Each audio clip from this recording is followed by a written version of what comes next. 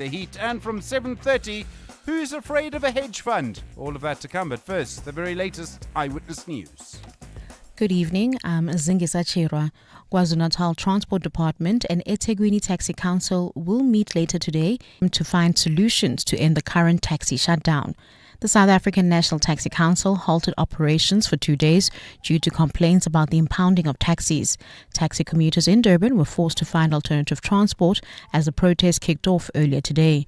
Ndogozo Khumalo reports. A lengthy meeting between the South African National Taxi Council and the eThekwini Transport Department yesterday yielded no results. Operations in Durban were halted as the council says it needed the MEC of Transport to intervene. Sintako Durban West Region Chairperson Matula Mkhize. There is an issue with operating licenses, government not being able to assist us to be able to access operating licenses. And then obviously, based on the rule of law, when a police officer approaches a class, they would call for operating licenses, which we feel it is practical for, as we speak, to access as per our frustrations that were tabled yesterday.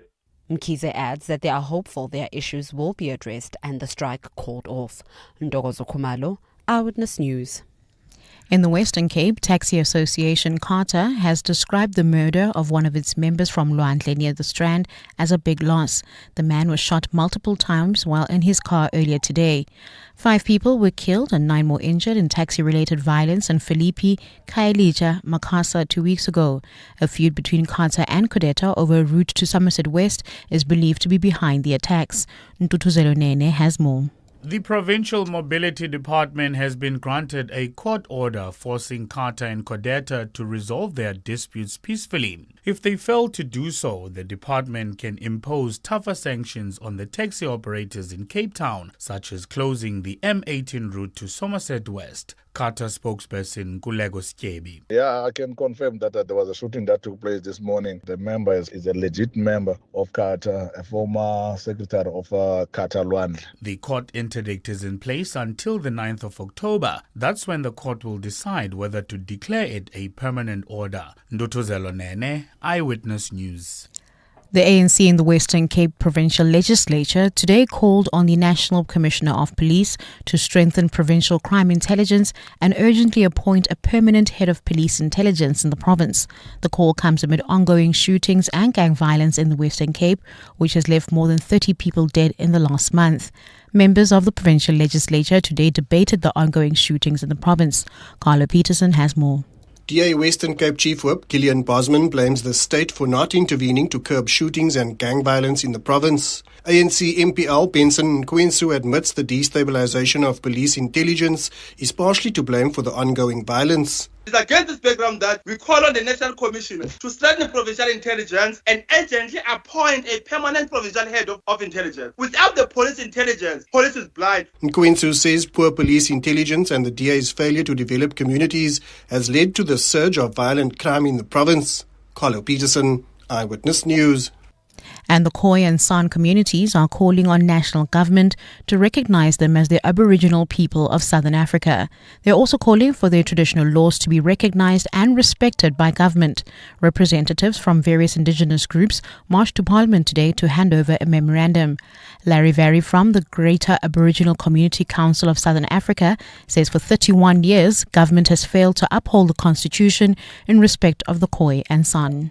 Part of what we've demanded from the government is that they recognize us as the First Nation of South Africa. Other governments have done it. That is still run by white governments in Australia. Why is it that a parliament with an African majority cannot recognize the first people? Then there's something wrong in this country. In your financials, gold is trading at $3,550.59 an ounce. The rand is 17.77 to the dollar, 23.88 to the pound, and 20.70 to the euro. Brent crude is $67.12 a barrel. And in your sport, half centuries from Matthew Bretsky and Tristan Stubbs sees the Proteas set a tough total in the second ODI against England. US Open women's singles semi-finals take centre stage, and the international break kicks off with World Cup qualifiers. Gauteng will be partly cloudy tomorrow. Johannesburg dropping to overnight lows of 14, peaking at 30. Pretoria 17 and 30 degrees. Vereeniging 8 and 28. Cape Town will be cloudy with a moderate south-southeasterly breeze at low of 14 and a high of 20. Your top story in EWN this hour. KwaZulu-Natal Transport Department and eThekwini Taxi Council will meet later today in an attempt to find solutions to end the current taxi shutdown. EWN, in touch, in tune, and independent. For the latest, visit ewn.co.za or download the EWN app. EWN Traffic. Well, at this hour in Southgate, heading towards Soweto, that's coming from the Lynmere Alberton area. There's an accident scene on the N12 westbound. This is near the Deep Kloof interchange, causing about a 30-minute delay all the way from Xavier. As a result, there's motorists trying to avoid that scene and delays, and then they're taking alternatives, which are already backed up as well. That's heading towards Naturina on the Golden Highway between the N12 and the N1, as well as Main Road. This is between the Chris Hani Road and the Joburg Correctional Services. We still have bumper-to-bumper traffic heading into the Joburg CBD. That's coming from Germiston M2 westbound between the Crown Interchange and Main Reef Road. Also delays. This is traveling through the Joburg CBD heading towards Boisens on the M1 southbound between Killarney Benz and the Crown Interchange. In Ekurhuleni, there's slow-moving traffic in the Kempton Park area on Morafontein Road. This is between Pretoria Road and Mooifontein Road. And finally, if you're traveling through the Midrand area heading towards Centurion, slow-moving traffic. N1 northbound between the Butlu Interchange and New Road. If you come across any other traffic issues, please WhatsApp us on 072-702-1702. There's more EWN on air, online, and on the EWN app. And now, The Money Show with Stephen Grootes on 702. Let's walk the talk. The Money Show with Stephen Grootes is brought to you by ABSA CIB, proud sponsor of the SARA Rail Conference 2025, powering progress, connecting economies. Good evening, 7 minutes after 6. I'm Stephen Grootes. Welcome to the program. Plenty to come over the next little while. I was fascinated today by a Bloomberg report suggesting that MTN is sort of looking at reviving talks to buy Telkom, to do some kind of deal. There'll be a merger. It does tell you, I suppose, that as data in particular becomes more and more of a commodity, any kind of communication becomes all about scale. And that's really what you're chasing in these things. You would want to be bigger than Vodacom, obviously. That might give you a commanding sort of lead. You really want to be in a position where you can invest more in networks. There would obviously be ways to transfer people from one network to another. I know any deal between them would have some complications. There is spectrum to deal with, so they have different licenses for different parts of spectrum, and that needs to be competitive. So ICASA presumably would be involved there.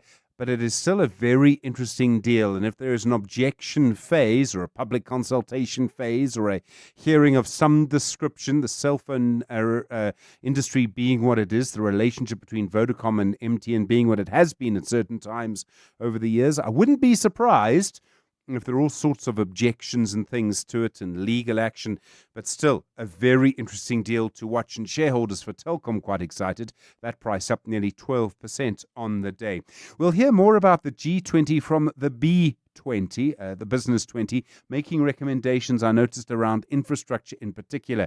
Kaz Kuvadia, the B20 Sherpa for South Africa, he's on the line now. He'll be with you in just a moment. We'll hear from Trellidor as well. And one of the questions, of course, is, if you have rises and dips in crime, do you actually have more money being spent on products like Trellidor?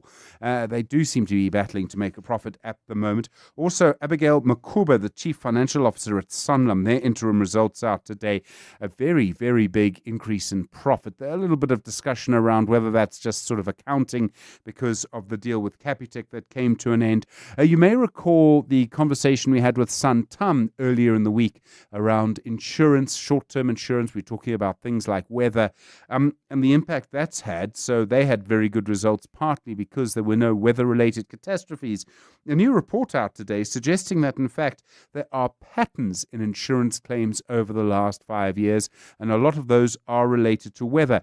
There's a big American insurance risk assessment firm there listed on the NASDAQ. They're called Verisk, and they had a report out this week suggesting that in the last 5 years, insurance companies have had to shell out around $132 billion in claims. For the 5 years before that, it was about $100 billion. So it's up a third in just one 5-year period. And they say that's all because of weather-related claims. Now, look, we don't live in Florida. We don't have hurricanes and tornadoes and things like that. And so that maybe does mean that we will be spared some of the most extreme weather just because of where we are. We're not between the tropics. Most of us aren't. And so that might, have an impact. But still, it does tell you what's going to happen with insurance and the way in which our world is going to change. I know you'll have a view on MTN and Telkom, particularly if you use one of those networks. I mean, you might not think it matters, but you might just think, well, actually, I quite like a little bit of competition. Some people do, go with the brand. It resonates with them because it's sort of smaller, it's younger, it's taking someone on like Telkom, or maybe just goes with the more established brand like MTN. So you may well have a view on that on 011 883 0702 and 021 446 0567. Look forward to your voice notes as well on 072 702 1702. What would make you change your cell phone network? Is it about where you live and the reception you get there? Is it about data? Is it about data costs? What would make you change your cell phone network? Look forward to that conversation with you. 12 minutes after 6. Good evening. The Money Show With Stephen Grootes, live on 92.7 and 106 FM. Streaming on the Prime Media Plus app. and DSTV channel 856. Well, a strong reminder today of how close the G20 is. It'll be in Joburg just in sort of 2 months from now, November. The B20 South Africa group today handing over their recommendations to the G20 presidency. That means us as South Africa. The recommendations include issues around capital for infrastructure, public-private partnerships, and working on food supply chains. Kaz Kuvadia is the B20 Sherpa for South Africa. Kaz, good evening. I do appreciate the time.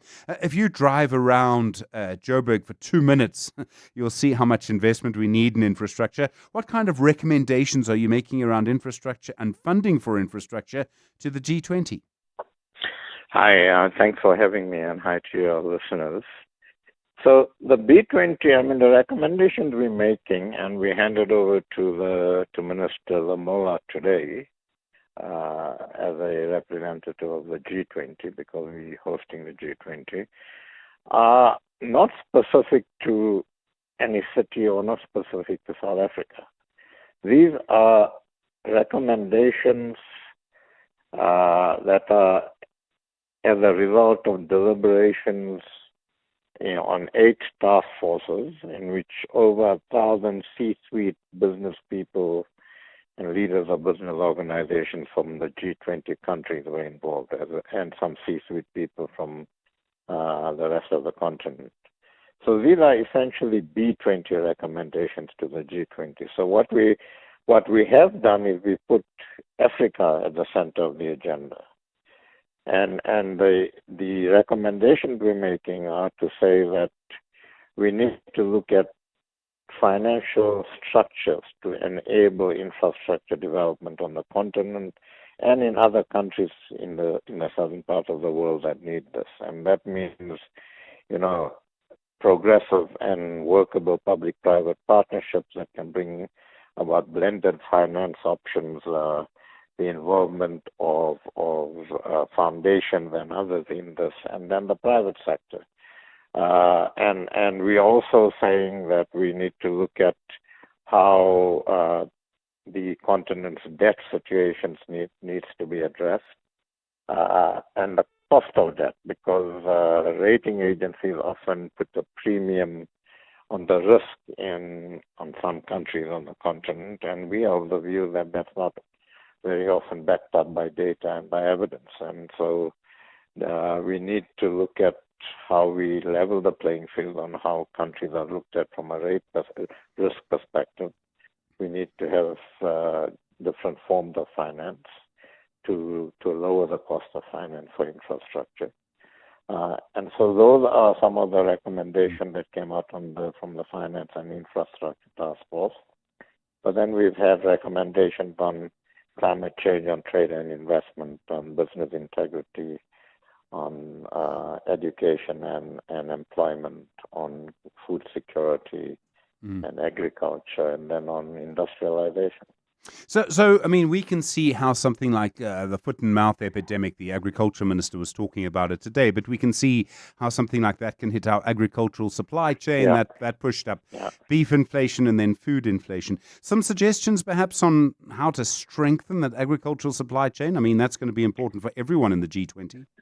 Yeah, so you know, what we're saying that we need to strengthen food systems by expanding private sector roles, investing in sustainable farming innovations, and reducing trade barriers to create resilient and productive agricultural value chains. And what we're saying is that we need to ensure that we work with small-scale farmers and others to make agriculture more resilient, to make the supply chains more resilient, by investing in methodologies and structures to respond to crises like foot and mouth diseases, to crises that like the pandemic we had and so on. So I mean, and we also saying that we can make these recommendations, but we need instruments to actually implement those. And some of the instruments we're looking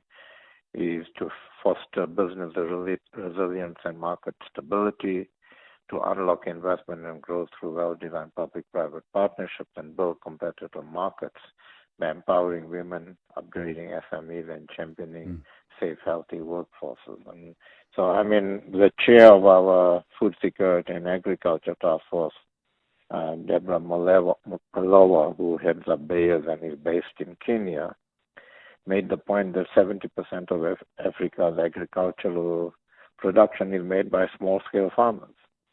We need to work with those small-scale farmers. We need to ensure that they're properly skilled, they have the necessary tools, the implements, the necessary information to actually become more resilient against these sorts of disease and so on. And so those are some of the recommendations that also come through. Kaz, I mean, I think when the G20 starts, we'll probably be focused from the outside, at least, on one thing or one person, and you know, that's beyond your control. But all of the work that's been done by you as the B20, are you confident it'll still find expression somehow in the final G20? Countries will be acting on it. There'll be a lot of noise about various issues, but this work, do you think it's going to find expression? So look, the minister today, when he received, we gave him a printed copy of the recommendation. It's also available on the B20 website electronically. Was in his keynote address said that, look, these recommendations also talk to South Africa's views on some of the G20 discussions. And when I had a discussion with him afterwards, he said, look, they would be keen to work with us to see how we promote these recommendations. We aimed our process to get these recommendations to the G20 by now, so that we can use the next 2 months before November, when the summit happens. We can use the next 2 months to actually advocate for the recommendations and promote them and lobby for them with our government as well as with other G20 governments. And that's what we're going to be doing in the next 2 months. So we'll be using, international and global events. So I was at TICAD, for instance, in Japan about 2 weeks ago, participated in 3 panels there to promote these recommendations. I was in India for the Africa Conclave and promoted it there. We're going to New York, and we're having a number of events on the sidelines of the United General Assembly, and we'll also collaborate with the UN Chamber of Commerce in Washington during that time because we hand over to them in November. So we're going to be using all fora available to actually promote this, to propagate for this, to lobby for this. And we'll do our best to ensure that as many of those find its way into the communique. One other point I'd like to make is, for the first time at the B20, we're trying something that hasn't been tried before. And that is, we're working with our predecessors, we're working with Americans, and hopefully the 2027 hosts, as soon as they announce, work with them. We want to see if we can't, 3 or 4 chapters of the B20 can't work together to actually check these recommendations and see what sort of impact it's having. And if it's not having an impact, come back to the drawing board and see what we can do. Because what's been happening is we go from one country to the other, policy discussions are had, recommendations are made, but nobody actually follows up on them. Kaz Kuvadia, thank you so much. The B20 Sherpa for South Africa, following up then on those recommendations. 21 after 6. The Money Show on 702. Monday to Friday, 6 to 8 p.m. Well, the security barrier manufacturer Trellidor confirming today its local division performing below expectations. Group revenue for combined operations for the year down nearly 9%. Also selling its Taylor and NMC businesses, saying they're underperforming. Damien Judge is the Chief Financial Officer at Trellidor. Damien, good evening. You say that the biggest drop in your sales happened during the last quarter of your financial year. What do you think led to that? Is there just no demand? Evening, Stephen, and thank you for your opportunity. I think, as we noted in our results release, I think the fourth quarter, which is from a calendar perspective, April to June of this year, there was quite a lot of uncertainty, macro uncertainty in the space. I think, if you can recall, we had the GNU complications, if we'd like to put it that way, regarding the budget speech and the potential VAT increase, which obviously stepped back. And then we've had the tariff conversation, which is obviously ongoing, but it did sort of simmer down a little bit through that period. So I think historically, and it's not unusual for our space, is generally when there's a little bit of uncertainty in the economy, we do see a little bit of a slowdown. Even when we look at our African markets, often when there's political elections on the go, there's generally a slowdown around that time, as the consumer or individuals are starting to focus on what's happening around them. And then generally when those slow down or normalize, I should say, we start to see demand pick back up. So I think that trend has followed. We've had a decent demand flow starting into our new financial year, which is post, obviously, that quarter four. You sell an important product, but there is a lot of competition. I mean, and price matters. Are you losing out to cheaper competition? Stephen, yeah, there's no doubt that. The South African consumer is well documented, I think, in a number of different industries and across the country is under pressure, especially that middle market area. And that's a big part of our market sector, and it has come under pressure, and there is a lot of competition in that space. So, yes, there's definitely pricing competition on the go. But we're a big brand that's been around for a long time. We've got well-trained franchise network with incredible skills and service delivery, and we've got a value proposition that does entice the consumer. So we always have that sort of risk of consumers moving elsewhere because of spend, and it's a reality. We've partnered with a company called Fevertree, which offers 6 months interest-free on the finance side, responding to the consumer pressures. So we've got all the tools and ability to respond to that, and we've got a great network with great value proposition. So it is tough. Obviously, it's tough. I think every South African business at the moment is up against competition. But we've got a good brand and a good network that responds adequately.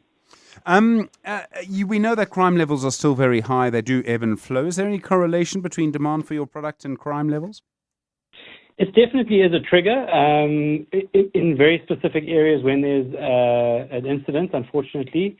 There's 3 big drivers around what drives the demand for our product specifically. A crime incident is one of them. The bigger change is value in housing values. When that starts to move and people are seeing a positive opportunity to invest in their homes, add value, that's the bigger trend that we see. And we know, obviously, outside of the Western Cape, that's been quite a struggle the last few years. But pleasingly, as reported in a number of media houses, we are starting to see a bounce back in the Gauteng area, for example, and that region's performed quite nicely for us over the last 2 years. So the crime stats does play a part. I think it does create a moment where, unfortunately, people do need to respond to an incident. But it's more about that housing value and the general trend of housing developments and properties changing hands, where we start to see the real demand. And I think I'm not mistaken, but I think I saw a stat the other day that sort of the average age of the first-time home buyer has increased from sort of mid to late 20s to early to mid 30s.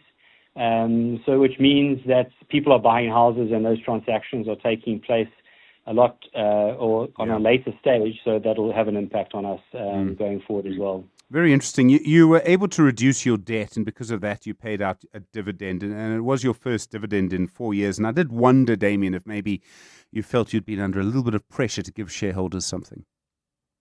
I don't think you have to wonder, Stephen. We understand the shareholder market quite well. No, and I think it's a fair comment. I think the shareholder base has been very, very patient with us, and I think the support has been real. We had some really big unexpected blows. I mean, the Labour Court ruling is well documented, and that really was the trigger coming out of COVID that put us on the back foot. But I've been really pleased. I mean, the fact that we've been able to drop our debt by more than 50% over the last 2 years is a great achievement.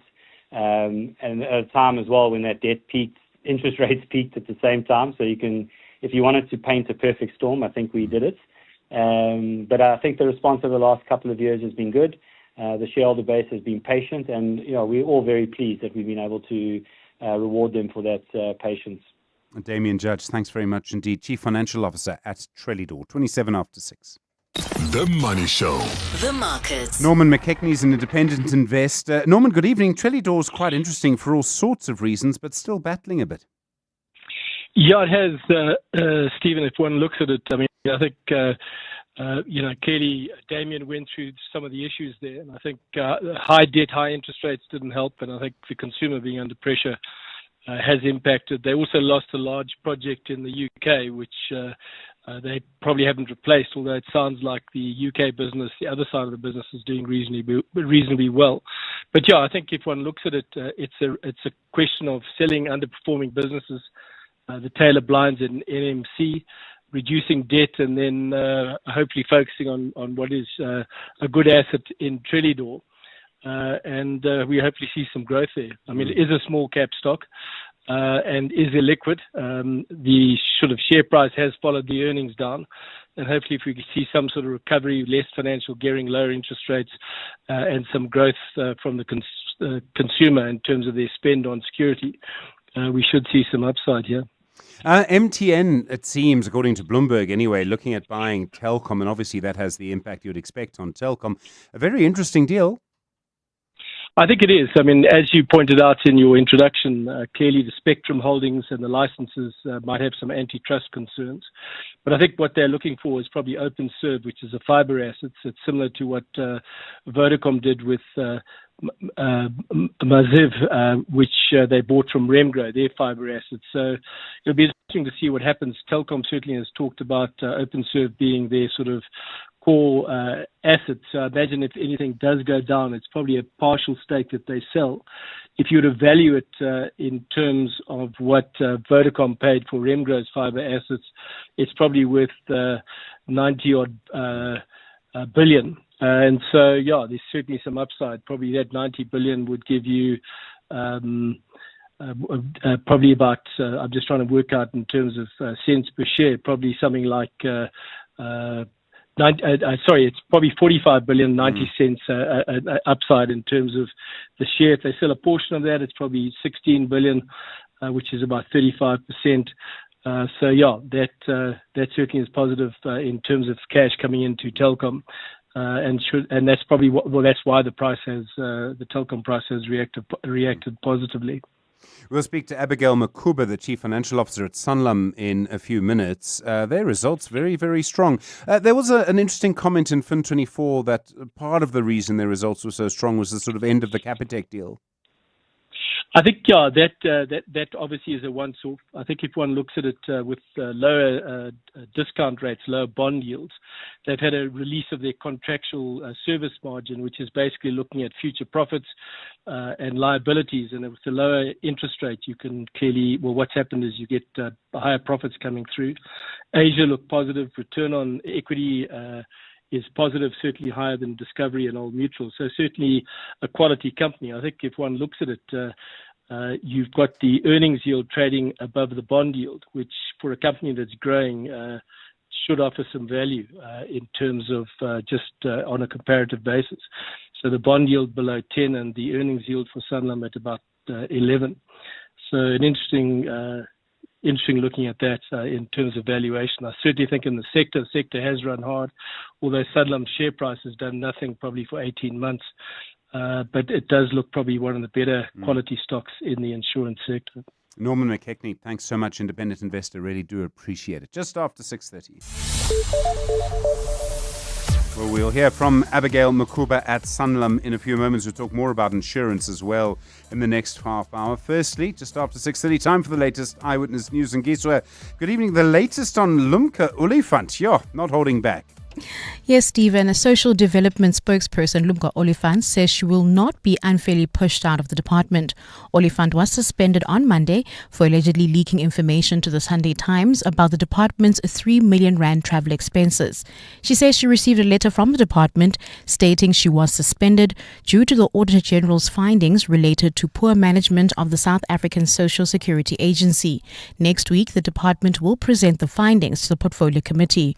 Olifant has denied the accusations, claiming she previously sat in meetings where her work and that of her team was ridiculed. So this thing has been happening, but I have been quiet. I have been trying to make sure that I keep the decorum, the respect. I have been trying to make sure that I continue with my work because I was not appointed and I'm not a employee of any political party in that department. Gauteng police say since July 2021, more than 337 kidnappers have been arrested by their anti-kidnapping task team, with more than 146 illegal firearms seized at those crime scenes. This follows the death of a wanted kidnapping kingpin in both South Africa and Mozambique, who goes by the nickname Dollar Man. He was shot and killed during a confrontation with police in Kempton Park last night. Following the shooting, officers rescued a kidnapped businessman from a shack in Alexandra, and the man has since been reunited with his family. The police's Athlenda Mate says the man was abducted outside his business premises in July. We know that he was a wanted suspect. He was on SARNIC, which is Mozambique's wanted persons database. He is a 40-year-old Mozambican national who was also in possession of a South African ID as well as a Mozambican ID. So he was wanted on a spate of kidnappings in Mozambique. In South Africa, Dollar Man was linked to at least 5 kidnappings for ransom cases, as well as other cases of housebreaking, carjacking, and the possession of unlicensed firearms. Friends and family members of EWN Associate Politics editor Tsidi Madia have celebrated her life at her final send-off today. Many gathered at San Salvador Catholic Church in Leondale, Germiston, where her funeral service was held. Madia passed away in hospital last week after a short illness. Jabulile Mbata has more. Friends, family, colleagues, and government officials filled the San Salvador Catholic Church to pay their last respects to renowned journalist Tsidi Madia. Guests were encouraged to wear bold, bright colors, and many were seen in floral and brightly colored clothing. Her closest friends and family stood on the podium sharing their best memories with those in attendance. The overarching message was that Madia was loving, warm and compassionate. Her friend Lizega Tandwa says the legacy of Madia must live on. What is funny about Tsidi is that she interviewed every living president, every prominent leader, living or dead. But she doesn't have a single award. Utsidi has an award for best story in this particular year because she never ever submitted her work. Tsidi was one of the people she was one person who didn't feel that her work needed to be celebrated. And she added that in Madia's short career, she achieved almost all she wanted and was deserving of a lifetime award. Jabulile Mbata, Eyewitness News. And a Cape Town NGO is launching their 100th school library in Kalksteenfontein. The Bookery has chosen Montana Primary School as their location for this milestone moment.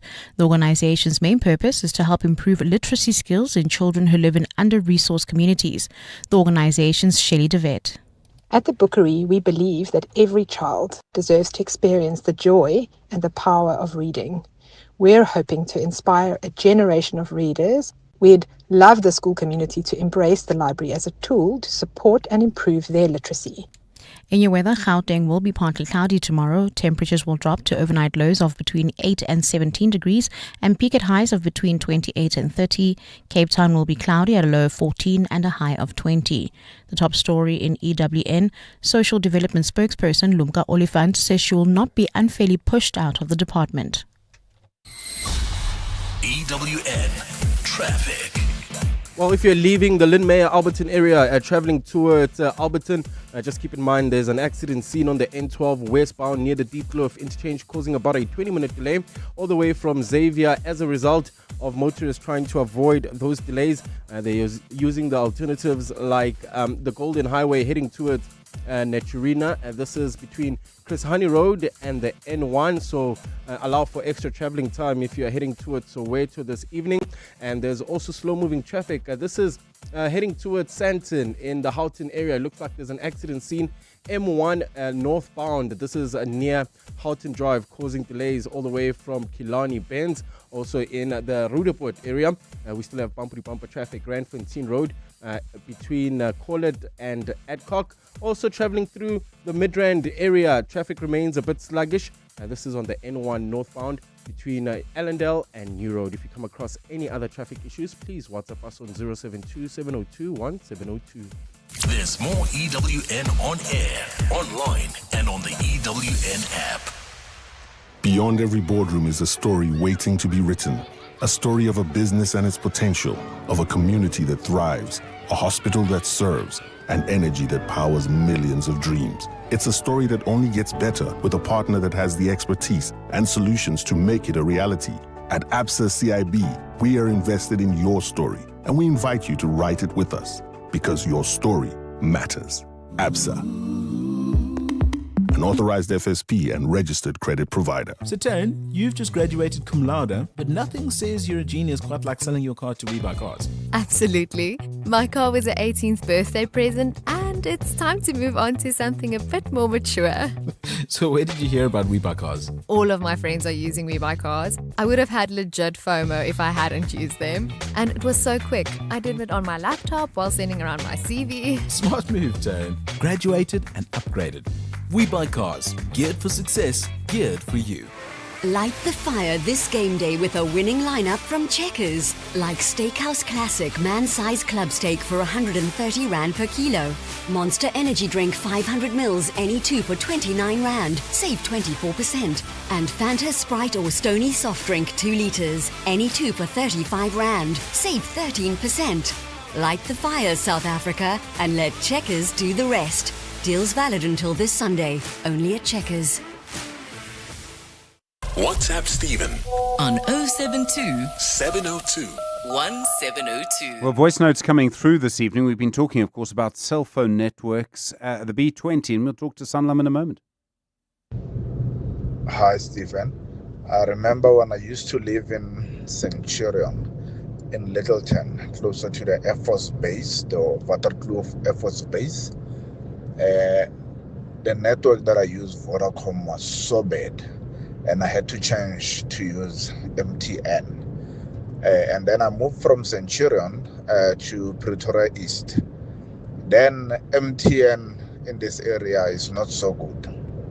But then I decided when I bought a phone that has could use 2 SIM cards, I decided to then get another Vodacom SIM card, because if I'm going to switch to Vodacom, if I go home in Northwest, Vodacom's coverage is very bad and MTN is good.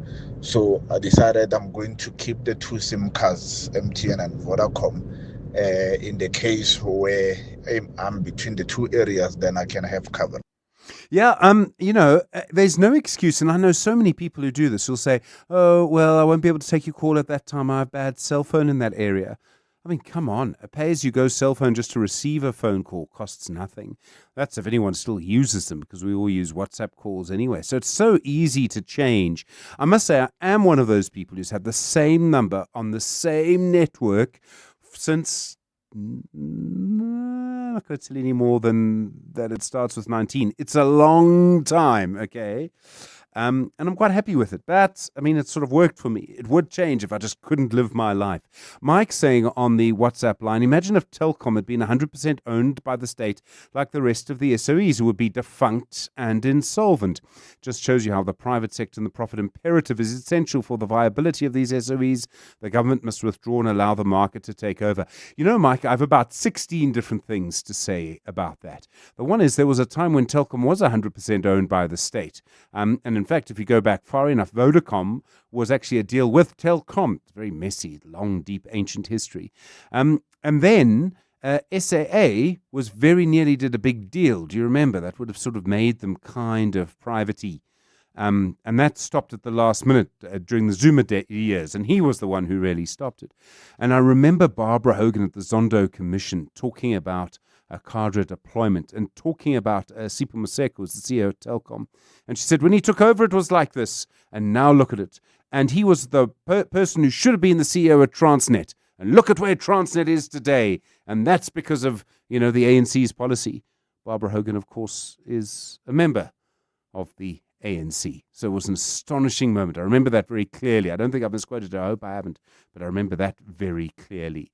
By the way, I see today that Ituba have gone to court. They're one of the lottery people to say that they believe that the decision to give it to the other person was wrong and that needs to be stopped. And this is one of those things that's entirely predictable. Whenever you have a system where one contract given by a government department makes or breaks a company, they're going to go to court. I mean, I think we need a different system, frankly, or we should just stop encouraging gambling and not have a lottery. EWN Sport. Anthony Trisheda, good evening. Do you play the lottery? Good evening. I don't, to be quite honest with you. And when I do, it's usually when it's those big numbers, and then I don't, but when I do, yeah. One of those. But when I do, it's always when it's a big lotto, and then I'll play and then forget to check my numbers. To be totally honest. Oh wow! Okay, yes. So the rollover is Anthony Trisheda. He's right here. The record target. Are England going to get it? Well, it's a good question. I can tell you that it hasn't started well for England in their innings, as on the very first ball of it, they lost Jamie Smith, gone for a duck. Nonderberger getting it there after 1 over. They won for the loss of 1, needing a further 330 runs, and they'd have to chase down a record total at Lords if they are to do it. Earlier today, the Proteas were sent into bat after losing the top order. They looked in a bit of trouble at 93 for the loss of 3. Then Matthew Bretsky scored 85 alongside a 58 from Tristan Stubbs as they stabilised the innings. Late cameos from David Brevis and Corbin Bosch then saw the South Africans posting 330 for 8. In rugby, coach Rassie Rasmus says he wasn't downplaying the idea that this game at the end of the week is the biggest test match so far since taking over the role. He's named his Springbok squad to meet the All Blacks Saturday morning in the Rugby Championship, with Jesse Kriel retaining the armband despite Siya Kolisi's return. The only reason I said I don't think we can say with all honesty or openness that it isn't the biggest test match is just because there's teams that's beaten us at home, like Ireland, like Australia. If this game's the biggest, what about those games where we were beaten? So no, it is a massive game. I'm not trying to underplay it. I just try to say that to say it's the biggest game, it's a bit of a slap of the face to the team that's beaten us already. But no, it's massive. In tennis, the women's singles US Open semi-finals will take place overnight at Flushing Meadows. World number 1 Arina Sabalenka meeting Jessica Pegula. Meanwhile, Naomi Osaka faces Amanda Anisimova. In football, Bafana are targeting 6 points during this international break. They're top of their World Cup qualifying group, 5 points clear of their nearest rivals. They face Nigeria next week Tuesday, but first they meet Lesotho tomorrow evening. Defender Siyabonga Ngezana has been speaking about making the finals in North America. It's clear that we have a pressure. We've been not qualified for a FIFA World Cup for so many years. We stand a good chance where we need to qualify so far so good. We just need to focus on the coming games. If we take maximum points, I think things will go well for us. Well, selected World Cup qualifiers today on the continent have Angola facing Libya, Algeria meet Botswana, Cameroon up against Eswatini. Meanwhile, in Europe, Spain head to Bulgaria, the Netherlands clash with Poland, and Slovakia host Germany. Anthony Teixeira, Eyewitness News Sport. One festival, endless flavor, and 2 unforgettable days of timeless music. The DSTV Delicious International Food and Music Festival, powered by Lotto Star, returns on 20 and 21 September at Kyalami Grand Prix Circuit. On Saturday, the stage erupts with Don Toliver, Questa, and Nkabi Zezwe. Then on Sunday, experience the legendary Lauryn Hill, Wyclef Jean, Lyra, and more. The DSTV Delicious Festival, powered by Lotto Star. Tickets at Ticketmaster. This year marks YouTube's 20th anniversary, and to celebrate the milestone, they're introducing the YouTube Works Awards to South Africa for the very first time. The global program, which has already highlighted creative excellence and effectiveness in more than 15 countries, now comes to our shores to showcase the most original and impactful campaigns running on the platform. On the 10th of September, YouTube will host a high-profile awards ceremony recognizing the brilliant creative talent behind these ideas and officially announcing the 2025 winners across a range of categories. It's that time of the year. Sneezing, itchy, watery eyes, blocked noses and coughs. It's time to live, work, play and sleep allergy-free. For trusted relief for you and your family this allergy season, ask your pharmacist for the Adcock Ingram OTC Allergy Survival Pack. With products like Allergex Non-Drowsy, Cetisid, Levogex and more, we have you covered. Remember, Adcock Ingram OTC. And visit beprepared365.co.za. 702. 702. Stephen is on the Money Show. 6 to 8 p.m. 14 minutes now to 7 the time. Well, a strong first half of the financial year for Sanlam. Their profits up by 7% to nearly 12 billion rand to the end of June. Investments have done well. General insurance and life insurance also making strong contributions. The Chief Financial Officer at Sanlam is Abigail Makuba. Abigail, good evening and welcome back to the Money Show. Your life insurance volumes muted for part of the period. Is this one of those products people give up when times are tough? Good evening, Stephen. I'm glad to be on your show again. It is one of those products that during tough times people review and relook. Some give up altogether. Others actually look at it more to say, how can I restructure? And we generally try to position ourselves to partner with our clients so that we can help them restructure and to still be in an affordable position to still retain or maintain at least the bare minimum that they need from a financial services perspective. There was an interesting comment today I saw about the end of your deal with Capitec. So you had a funeral policy deal together. They ended it. They had to pay you out. Was that a big factor in your sort of bumper profit? I mean, did that make a material difference to have a profit up by 7%? So our joint venture with Capitec has always been a 7-year arrangement. So it actually came to its natural expiry at the end of last year. And as part of that expiry, there was a predetermined exit arrangement where they would have to pay us to reimburse us for the lost business, if you can call it that. But I think from a strategic insight or foresight perspective, we obviously then went out and acquired the Assupol business, which has helped fill the gap that was left by the Capitec cessation of that contract. And Assupol has actually performed very well during this period. And if you look at the year-on-year growth, they contributed quite significantly to the 7% that you talk about. You obviously want to get more business in. Is it difficult to find new business in South Africa right now? We'll talk about India in a moment, but in the South African environment, is it quite tough? The competition is quite high. It's quite tough. You've got everybody wanting to participate in what was formerly maybe it was reserved for the insurance industry. You've got retailers going into insurance. You've got the banks offering insurance. So it's really about an overall holistic financial services play and what you have to offer from a client solutions perspective, where you need to put the customer at the center. And depending on what the value proposition is, that's what That's what's going to stand us apart, and that's what we've been trying to focus on. But yeah, it's very difficult to sell in the current environment. No, I'm sure. You are growing strongly in India, and you increased your share in the Sri Ram business there. There must be, I mean, if you look at where India is, how quickly that economy is growing, I mean, there must just be huge scope. It's got more people than anyone else. I mean, the market's massive. Of course, and our India investment, we've been there for almost 20 years now. It's been a long-term game, and it's starting to pay off, or it is paying off.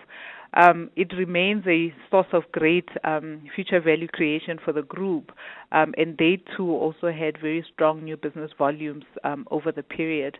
I think, again, if you just look at the diversity of that portfolio between their GI business, their credit business, as well as their life business, I think we have positioned ourselves very well. We had previously, or have always been consistent in the messaging that our strategy in terms of presence is South Africa, creating a fortress in South Africa, focusing on being a champion in Pan-Africa, and making sure that we strengthen our position in India. And as you say, India is quite a big scale game, and given the patience we've had in that business, I think we're starting to see the benefits of it. The two-pot system, a lot of people have taken money out whenever they could.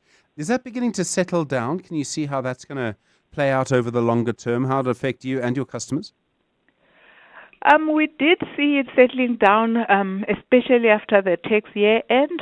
But obviously, when it opened up in the last quarter last year, or in September, towards the end of last year, we saw massive activity in terms of the claims and the withdrawals from our clients.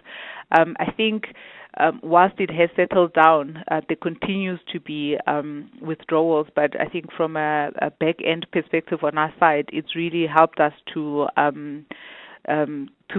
create more efficiencies in how we do our own processing. I think previously we were used to people making claims, and it was a single claim or a single payment claim that you had to process. And because of the two-pot system, suddenly you had to split it into 3 pots, never mind the name. And effectively, it tripled our processing volumes, and that created a lot of strain on our teams and our capacities.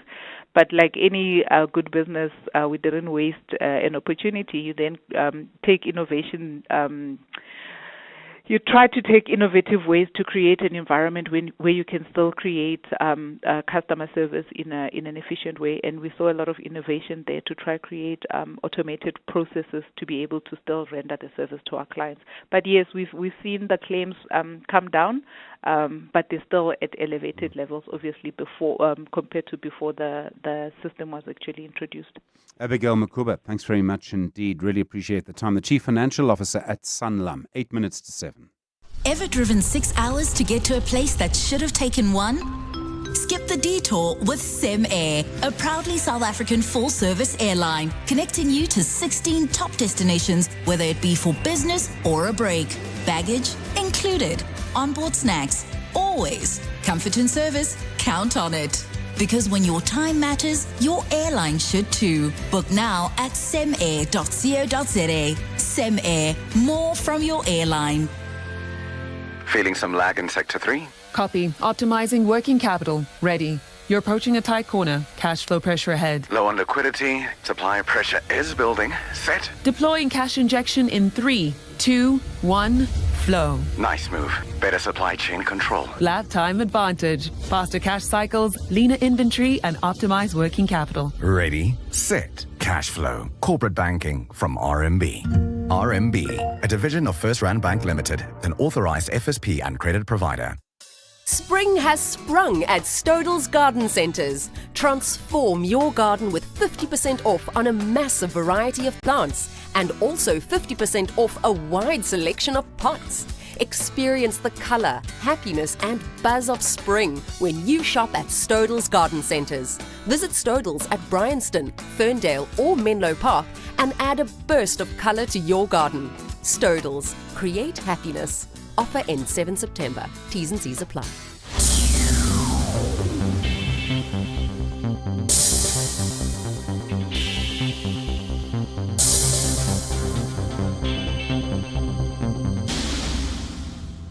The Money Show, Stephen Grootes, is brought to you by ABSA CIB, proud sponsor of the SARA Rail Conference 2025, powering progress, connecting economies.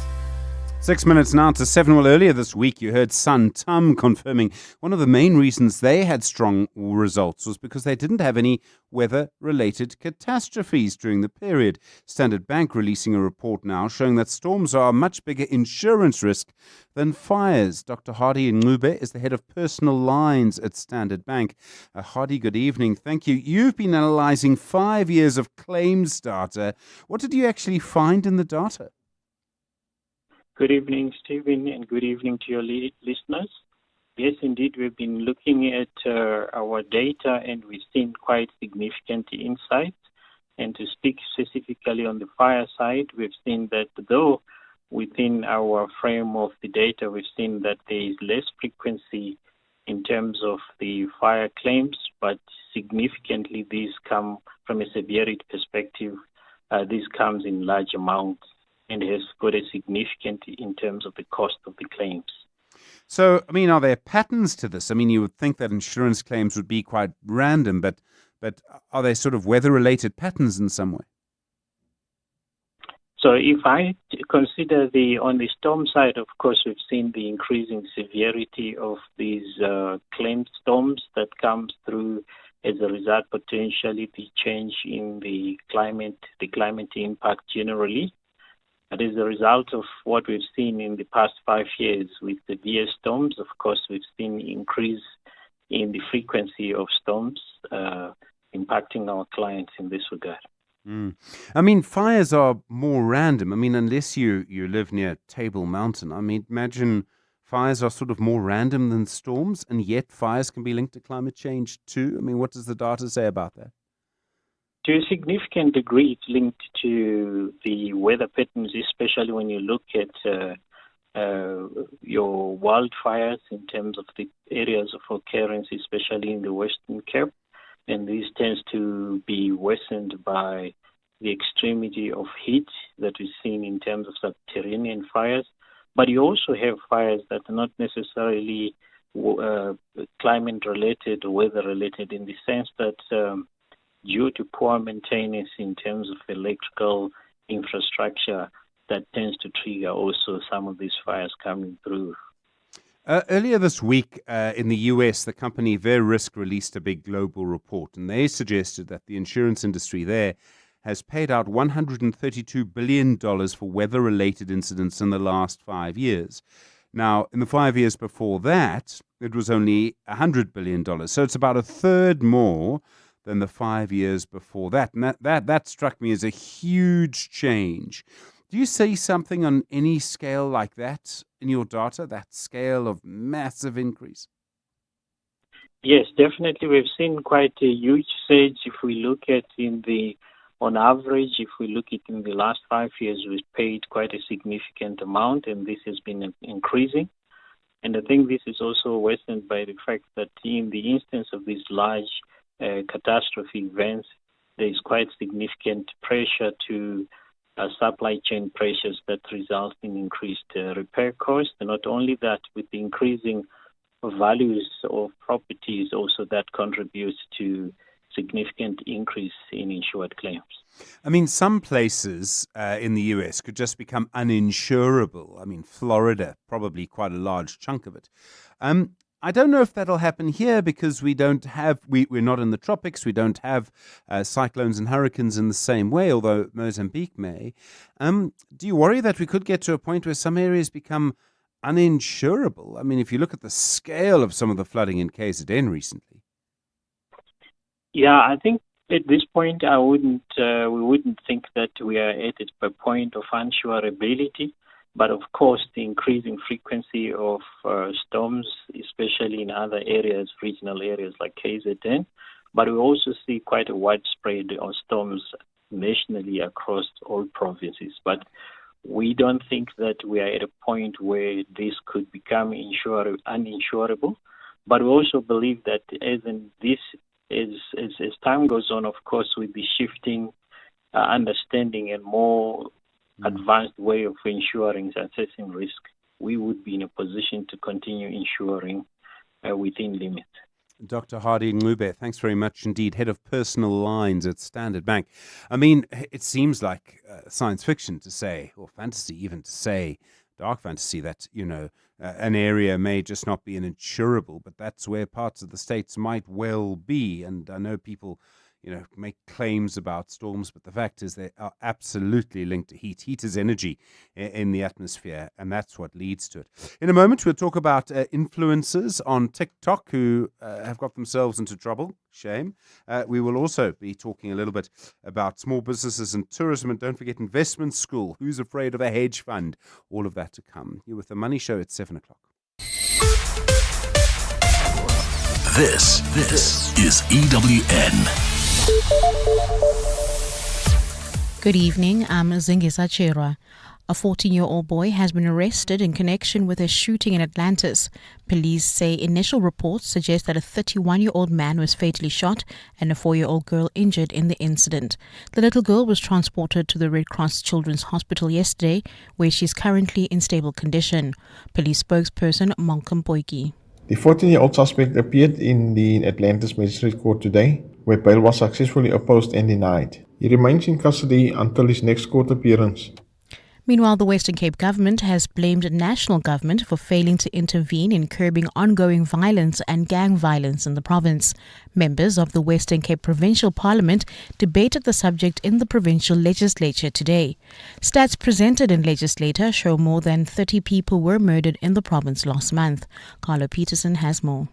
DA Western Cape Chief Whip Gillian Bosman addressed members of the provincial legislature today, questioning why the state has not intervened to curb shootings and gang violence in the province. Bosman criticised the SAPS and the Parole Board for their failure to protect citizens, while also pressing national government to strengthen detective services and policing resources in the province. The South African Police Service and the Parole Board are failing in their mandates. The one cannot prevent crime without sufficient officers and sufficient resources. The other cannot claim to protect society when it releases high-risk offenders into communities already so under siege. ANC MPL Benson Quinsu says the Western Cape government's failure to develop communities and the deliberate destabilization of police intelligence are to blame for the ongoing shootings. Carlo Peterson, Eyewitness News. In Gauteng, the Human Settlements Department in Johannesburg says it's in the process of demolishing Madala Hostel, the oldest one in the city. A fire that broke out at the hostel on Tuesday destroyed 4 units and a communal kitchen. It's been reported that the affected section won't be repaired. Instead, more of the infrastructure will be torn down. Jabulile Mbata has more. The hostel situated in the north of Johannesburg has been hit yet again with another fire. In 2013, a blaze resulted in the roof of one of its top floors being completely gutted. Hostel residents have complained about the city's slow pace to fix that roof. In the recent fire, 7 adults and 2 children were left displaced. There were no fatalities, however, the belongings of people living there were destroyed. MMC for Human Settlements Mlungisi Mabaso explains why the affected section won't be repaired. The engineering report that we obtained when we were doing our conditional assessments in the hostel, it recommended that we demolish this particular hostel, so there is not much really that we will then have to do in terms of repairing. The department has provided alternative accommodation for those affected. Jabulile Mbata, Eyewitness News. And City Power in Johannesburg has suspended all prepaid meter conversions scheduled for between August 27th and November 1st. This is so the utility can investigate financial and operational concerns raised about the process and ensure it's handled correctly and fairly. Prepaid electricity metering was introduced in 2010 for Joburg customers. However, City Power says recent reviews have raised concerns that need to be addressed before further conversions are done. City Power spokesperson Isaac Mangena explains some of the concerns raised. These concerns include customers who have converted to prepaid from postpaid meters but are no longer purchasing electricity, meaning that there are non-vending discrepancies in some accounts not being accurately reflected on City Power systems after conversions, and also the impact of prepaid tariff structures, which until July 2024 excluded fixed service and network charges. In your financials, gold is trading at $3,550.59 an ounce. The rand is 17.77 to the dollar, 23.88 to the pound, and 20.70 to the euro. Brent crude is $67.12 a barrel. Heading towards Soweto, that's coming from the Lynn Meyer Alberton area. We still have that accident scene on the N12 westbound near the Deep Kloof interchange, still causing about a 30-minute delay all the way from Xavier as a result of motorists trying to avoid that accident scene or delays. Now they're using the Golden Highway via Naturina, which is also heavily backed up now. This is between Chris Honey Road and the N1. If you're traveling towards Sandton, there's an accident scene as well in the Midrand, in the Melrose area. This is on the M1 northbound and Ethel Oaklands, also causing about a 30-minute delay all the way from Killarney Bends. And finally, if you're traveling towards Lerato Kagiso, we still have bumper-to-bumper traffic. That's on Randfontein Road between Miles Stoker and Adcock. Gauteng will be partly cloudy tomorrow. Johannesburg dropping to overnight lows of 14 degrees, peaking at 30. Pretoria a low of 17 and a high of 30 degrees. Vereeniging 8 and 28. Cape Town will be cloudy with a moderate south-southeasterly breeze at a low of 14 and a high of 20 degrees. Your top story in EWN this hour: a 14-year-old boy has been arrested in connection with yesterday's shooting in Atlantis. EWN, in touch, in tune, and independent. For the latest, visit ewn.co.za or download the EWN app. And now, The Money Show With Stephen Grootes on 702. Let's walk the talk. The Money Show with Stephen Grootes is brought to you by Absa CIB, proud sponsor of the SARA Rail Conference 2025, powering progress, connecting economies. Good evening, I'm Stephen Grootes. 6 minutes now after 7 the time. Plenty to come. And of course, I don't know if you've been following the story about those influencers who, I sometimes wonder, do they do any kind of due diligence on what they're peddling at all? But we're basically helping a company get young women between 18 and 22 to go to Russia. And from what we understand, might well have been involved in either making drones or something else. I don't know about you, but when I hear of a job wanting young women only between 18 and 22, well, let's just say that I would argue very strongly with my daughter against doing whatever it is, because there's something very strange, and I would be very cynical about that. Let me put it like that. Also to come in Small Business Focus tonight, we'll be looking at the issues around tourism and smaller firms, and really looking forward to investment school. We hear about hedge funds often. What are they? How do they work? And hedge funds are often accused of doing bad things, short selling this, putting pressure on that, all of that. Looking forward to that conversation as well. Good to hear from you as always tonight. You might be a little irritated with my comment. Government shouldn't be in the lottery business. I do believe that, by the way. That is my view. We shouldn't be encouraging gambling. I mean, I wouldn't say you should ban it. I think that leads to other consequences. I just don't think government should be involved in it. And I made the point that, of course, if you've got one government department that makes one decision that makes or breaks a company or a consortium, well, it's just going to be in court no matter what happens. Of course it is. There's got to be a better way. 011 8830 702 021 446 0567 and voice notes tonight on 072 702 1702. 702.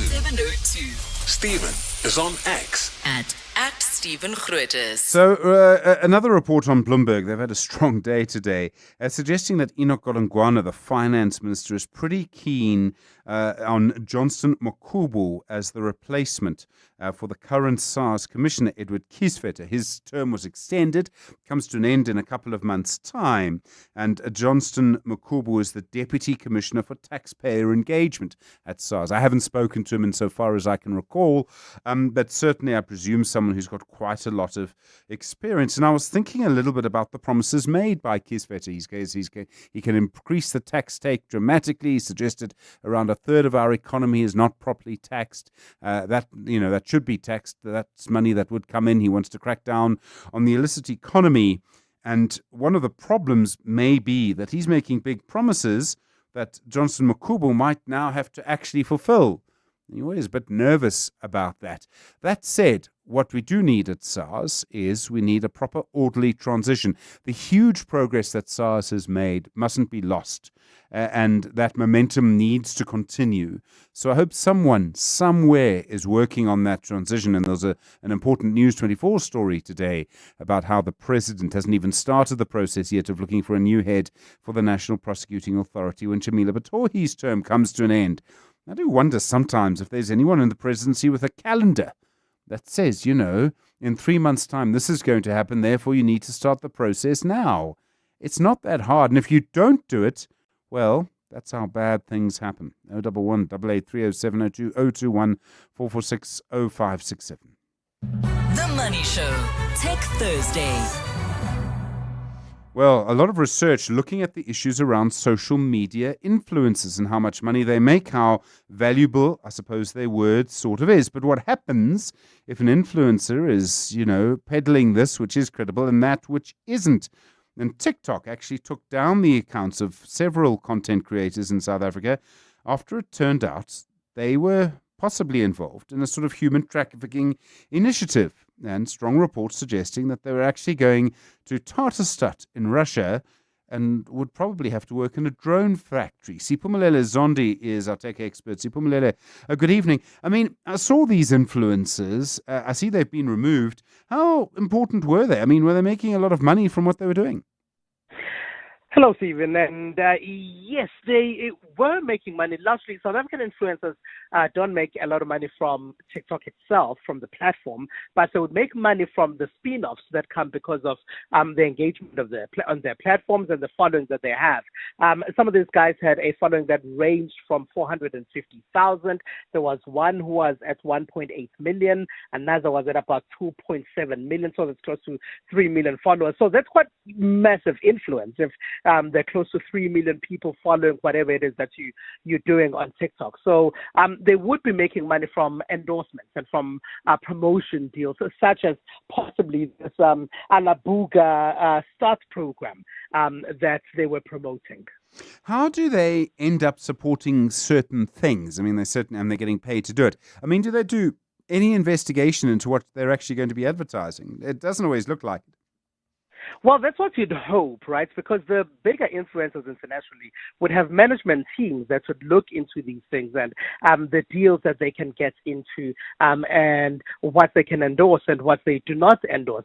For example, Kabi Lam, who is the most followed person on TikTok, has previously said that he doesn't promote alcohol at all. So he said that he's lost a lot of money because of that decision, because he says of the impact that he believes alcohol has on young people who are his followers on the platform. So you'd hope they do, but it seems like when you listen to these influencers that have been now banned, the South African ones, discuss what was happening or how they choose, it seems like whoever offers money, there's a negotiation that happens, and then they reach an agreement, and then one influencer actually in this deal said she took less than what she would normally take for this particular deal, and she went to Russia to do these videos, and then she sent them through. So it doesn't seem like there was a lot of due diligence, at least this time around. I mean, I'd love to speak to one of them. I don't know if they make themselves available. I mean, they might, I suppose, to sort of say, What did you do? How did you do it? At what point would you say, well, I'm not going to do this? Because frankly, I mean, let's just be clear, Siphumelele. I mean, this is not rocket science. In my view, if you're taking young women and only young women between 18 and 22 out of the country, you have a duty of care. I mean, it'll be the same for men of that age, but I think particularly for women, because we know what can happen. I mean, we've seen it all before. And I mean, to just advertise this stuff, it's insane. Totally. And interestingly enough, one of the influencers, he is a main influencer, said he has in the past promoted what turned out to be scams. So it's not the first scam that, if it is a scam, it wouldn't be the first one. That is, and he was saying this in a video himself as he was doing an apology, and he was like, I've been involved, but it's not up to us. It's the guys that approach us and that we rely on. Sometimes we may promote things that we aren't completely aware of. But yes, there should be that case, especially because you have an audience. And one would believe that you have a duty to that audience because they've chosen to follow you because they trust your word and they trust what you say. They follow the trends that you follow.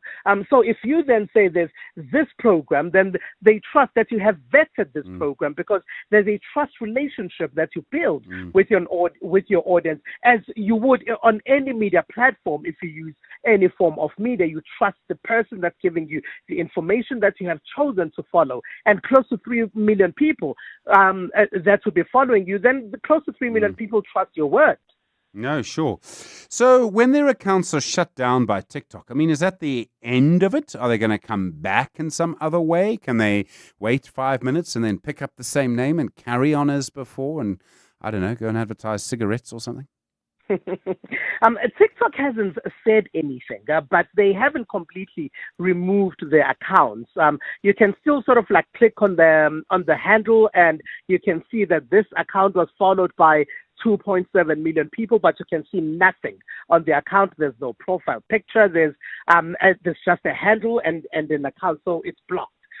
So that could perhaps suggest that maybe there is a possibility that it could return at some point in future. We're not sure what's happening behind the scenes. Maybe TikTok can call them in because it's a lot of people as well. And I'm sure that TikTok, as other platforms do, they tend to take care of people with a huge amount of following on their accounts. And we would trust that maybe before they bring them back, if they will, that there is some sort of conversation that's happening in the background on what the terms should be and what they should endorse and what they can't promote and how they should vet those that they do promote. I mean, is TikTok sending a little bit of a message by shutting down these accounts? Because this was free content for TikTok, and I mean, if they have such big followings, probably quite good content. I mean, I can't see why, but I mean, is TikTok saying, listen, you guys need to be a little bit careful in this game? Oh, totally, because there should be, because they're also, in a way, protecting themselves, because it would be their platform that would have enabled this information that could be luring young women to do whatever in Russia. According to the Washington Post, for example, that has gone and done research on this in an article they published in August this year. It is, they say that it actually is what you were explaining earlier, that young people or young women go there not knowing a lot of the time. Sometimes they think they're going to work in hotels, and then they end up working long hours building wardrobes a lot of the time without really their consent that this is the work that they would be doing, according to this article. So I think it's a message from TikTok, essentially, to say they need to vet the products that they endorse, but also it's sort of protection for themselves, because they also need to have methods of checking the type of content that goes up, that people are uploading on their platform. And if it's not putting the wider community and the followers of these accounts in harm's way. I mean, the whole influencer sort of economy, it's been around for a while now. It's taking on a new scale, becoming maybe in some ways a bit more formalized. And I imagine SARS starts to get a little bit interesting. Oh, totally. SARS has actually just this week has said that influencers need to start checking if their tax is in order, because they too will be going into those accounts to check if people are paying tax. Because you may think that in the past people probably did things informally. Someone might have started making content from their garage, from their bedroom, or wherever else they started making content. And before you know it, you have 500,000 followers. Before you know it, you have millions of followers, and brands are giving you money, and you start making significant amounts of money. And actually, as one of the influencers in the scandal was explaining to a podcaster, that she makes quite huge chunks of money. And so SARS is saying, well, you need to check whether you're paying tax with the money that you now have started to make, because this is a new method of generating revenue that didn't exist in the past. Siphumelele Zondi, thanks very much indeed. The tech influencer, expert. But yeah, there's a lot going on in that space. I must say, maybe I'm just getting old, but I'm deeply cynical about the whole thing. I mean, with advertising, you need to say it's advertising. And that's where influencers and I think, have a disagreement. 18 minutes after 7. WhatsApp Stephen on 072 702 1702. Been talking about cell phone networks and the lottery tonight. John in Craighall Park in Joburg saying the lotto is a tax for people who don't understand statistics. Aish, John. I mean, I've heard of variations of that, but never in quite that way. I do know that the odds of you winning the lotto, of winning the big sort of amount, are just astronomical. I mean, really. And then Nikki says, I've had my phone number since 1994. It was with AutoPage. I have not heard that word in a long time. AutoPage. I mean, wow. And then with Vodacom, I mean, did it come with a free pager? I mean, I wonder if it did. But AutoPage, haven't heard that in a while. Your memories, your views on a cell phone network. What would make you change? What would make you stay? 011 883 0702 021 446 0567. The Money Show. Small business focus. Small Business Focus is brought to you by Capitec. Start up or scale up with Capitec, the business bank for everyone. Well, you hear about tourism all the time. You hear about small business all the time. Together, you can just imagine the potential they might have. Lonqedo Mtwentwe is the Managing Director, Advantage Advisory. Lonqedo, good evening. You've actually suggested one of our big problems is we're not allowing small businesses to really operate in the tourism space, to reach their potential. I mean, of course, there are many of them. But what's holding them back? Good evening, Stephen. I hope you're well, and I hope your influencer game is actually up. All right. But other than that, yeah, Stephen. I wrote this article as well. I mean, at the back of the invitation that I had to attend what we call TIFA event that was held in Richards Bay last week, and at the heart of it all, you had all of these African states attending the event and sharing their insights in terms of how we can improve the tourism, not only in South Africa but across. And at the heart of that, some of the biggest issues that is holding them is truly access to market, truly access as well to the international market. You would have seen as well that most of the visitors, let's say from Europe, would have rerouted their routes when they wanted to attend US, for instance, as a result of all of the political shifts that is happening. But however, Africa hasn't really gotten some of those visitors. And those visitors actually went to different continents. So therefore, it is time, I think, as South Africa as well as Africa to say, look, what is niche about us? What is niche about Africa? And what is niche about South Africa? Therefore, that is what will actually take this country to the next level. And you might remember there's a report that I think I've shared with you previously that talks about some of the big industries that are going to be dominating for the next decade or two. At the heart of that, or the top of that, is technology, is cybersecurity, is cloud computing. And all of those things, first world countries are leading. Therefore, you start to ask in terms of where we are as Africans. So therefore, what we have best is our people. What we have best is really our tourism and the nature that we have. Therefore, if we have a clear vision that we can focus on and really reroute the world to come and spend their money here, and you'll start to see the value that the tourism will have in terms of our economy. Currently, I mean, look, tourism is contributing close to 8% when it comes to GDP. So there's still a lot more that still needs to be done. So, I mean, if you think of it in this way, right? With tourism, you don't need qualifications. You don't need a doctorate in something. If you want to take someone around Table Mountain, you can. So you don't need a lot. You need transport. So you need a car. You need a driver's license. And a proper sort of driver's license. I think you get a tourism sort of one. You need a property that you can, and you need the capital to manage that property so that it's good and safe for people to stay, that they'll want to come back. And you can do all of that with really quite low barriers to entry. So in so many ways, this is a no-brainer for everyone to encourage in every possible way. Yeah. What? Yeah. Yes. I lost you there a bit, Stephen, your last line. I was just saying that the barriers to entry for tourism are really very low for a small business. And that means it's something we should be encouraging. And I can't I get the sense, actually, that government isn't doing much to encourage it, unfortunately. Yeah. I made an example with Rwanda. I made an example with Morocco, for instance, right? In terms of what those governments have done and the impact that tourism has had in those countries, right? And they've made it clear in terms of their national vision that tourism is one of those high priority sectors that they are intentional about. When you think of Rwanda, for instance, there's no any other country that does gorilla trekking like Rwanda. And that is one of those niche tourism and even ecotourism as well, that most people would rather go there. You go to Morocco, cultural tourism is at the heart of what they're doing over there, right?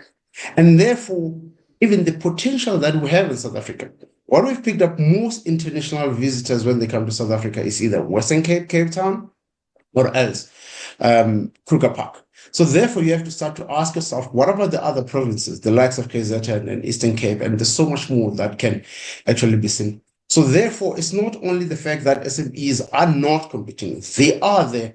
However, sometimes it's access to international platforms, it's access to visibility. Therefore, you find that sometimes most of the international visitors will actually partner with big brands that are known in the tourism industry. So therefore, it's very important for government to take a step back and say, how do we make this priority sector? And I was expecting as well, from the B20, when I was listening to you, talking to Cass as well, to say, look, one of our recommendations as well is to prioritize tourism in terms of where we are as South Africa and even in Africa in general, so that we know that that is one of those sectors that is going to generate international currency flowing into South Africa. So therefore, it's really not only the fact that SMEs are not paying in, they are paying in. However, it's truly just the access to the right platforms. It's also a wonderful opportunity for banks to get involved, because you could get a small business going for not a lot of money, and therefore you can start to keep an eye on their finances. You could have a whole product and then use it in your advertising afterwards. One of the things that I picked up today, one of the things that I picked up, Stephen, talking about that, I attended the B20 event today. And at the heart of all of these task forces, some of their recommendations and their insights was that, look, collaboration is something that we need to prioritize. SMEs should not work in silos. Collaborate or else bring together all of the SMEs. They must form up something that is solid enough to be able to influence the policymakers. So I think it is a very good time for SMEs to really get together, form something that is solid, not only approach all of these big companies alone either, but when you are solid in form of a team, you have a very good chance to also have all of these public and private partnerships that we always talk about. Thanks very much indeed. Really appreciate it. Lonqedo Mtwentwe, Managing Director, Advantage Advisory. The opportunity is just massive, isn't it? That's the sound of your business growing. Whether you're starting out or scaling up, turn your passion into profit with Capitec Business Banking. Save up to 50% on fees. Get fast credit approvals, personalized support, and Forex for your business. Open your business banking account on our app. Bank on better with Capitec, the business bank for everyone. Capitec is an authorized FSP 46669. T's and C's apply. The Aubrey Masango Show on 702. Streaming on the Prime Media Plus app. Let's walk the talk. That's in the future tense. Aubrey, good evening. You're with us from 8 o'clock. What's your main highlights tonight? Indeed. Good evening to you, Steve Oval. So we start off just after 8 o'clock, and we're going to be speaking to Andrew Kakai. He's a social worker, he's a life coach, he's a mental health professional, and he's going to be speaking to us in our psychological matters. We often talk about what needs to happen to you as an individual internally, but we're going to be talking about the environment that you find yourself in, and the heading there is "The Wrong Environment Can Suffocate the Right Dream." We're going to be speaking to Andrew Kakai in the first hour about that. Former colleague of us joins me tonight in the second hour in our Crime Time feature, Yusuf Abramji. Oh, I knew you were going to say Yusuf. Oh. And he is joining us in our Crime Time feature. You probably have been talking about it throughout the day. how the Western Cape government is really starting to blame quite vociferously the national government with regards to whether or not they are able to deal with crime, particularly in the Cape space. And we're going to be talking about the crime that we see in the Western Cape. So look, I mean, obviously people are going to see this as political, but for a very long time, the percentage of police officers, the ratio between police officers and people in the Western Cape has been lower than in other provinces. The Western Cape provincial government asked for a police station in Khayelitsha for years, and the national government just refused to do it, which, I mean, defied explanation. I think there's one now. It was a satellite station at first. So, I mean, you know, it's a very intense argument. Absolutely. So we go into that argument. We go into why the crime in the Western Cape continues to persist in the way that it does. And then in our Africa at a Glance feature, this is after 10 o'clock, just after 10 o'clock, I'll be speaking to Professor Phumela Msweli. She's CEO and Executive Dean at the Graduate School of Business Leadership at UNISA. We're talking about the Africa Free Trade Agreement. She's written a whole book about it, explaining how it works, the modalities, and we are going to be acquainting ourselves with all of that. And then the final hour is an open line, as always. With free trade comes free movement of people. Absolutely. Good luck. With the Money Show, it's just gone 7:30. Time for your latest Eyewitness News. Akiswa, good evening. And staying on the Western Cape and crime, quite a large number of child murders there. While Stephen, Western Cape SAPS has recorded 63 child murders across the province since April. The highest number of incidents occurred in known gang-afflicted areas, including Kraaifontein, Philippi East and Delft. Cape Town has been marred by a surge in deadly gang violence recently, with several children shot and killed or wounded in the communities of Bontehavel, Hanover Park and Kraaifontein. In the latest incident in Atlantis yesterday, a 4-year-old girl was struck by a gangster's stray bullet and was rushed to hospital. On Tuesday, 3 children aged 10, 14 and 16, along with an adult, were wounded in Hanover Park. Director of Child Rights Organization Molo Shongololo, Patrick Solomons. It is quite shocking statistics that we have. Our children live in a state of warfare. Children from Atlantis right across to Manenberg, Lavender, Grassy Park, stretching over to Delft, Mitchell's Plain, Khayelitsha, are all at risk. The Hanover Park Community Policing Forum's Kashifa Mohammed says residents are fearing for their lives amid a gang war in the area. Our children is scared to play in the road. Our children is even scared to go to school. Our school children can't even walk in a different area. Then they ask them, wat soek jy in die area, kom maak jy vol.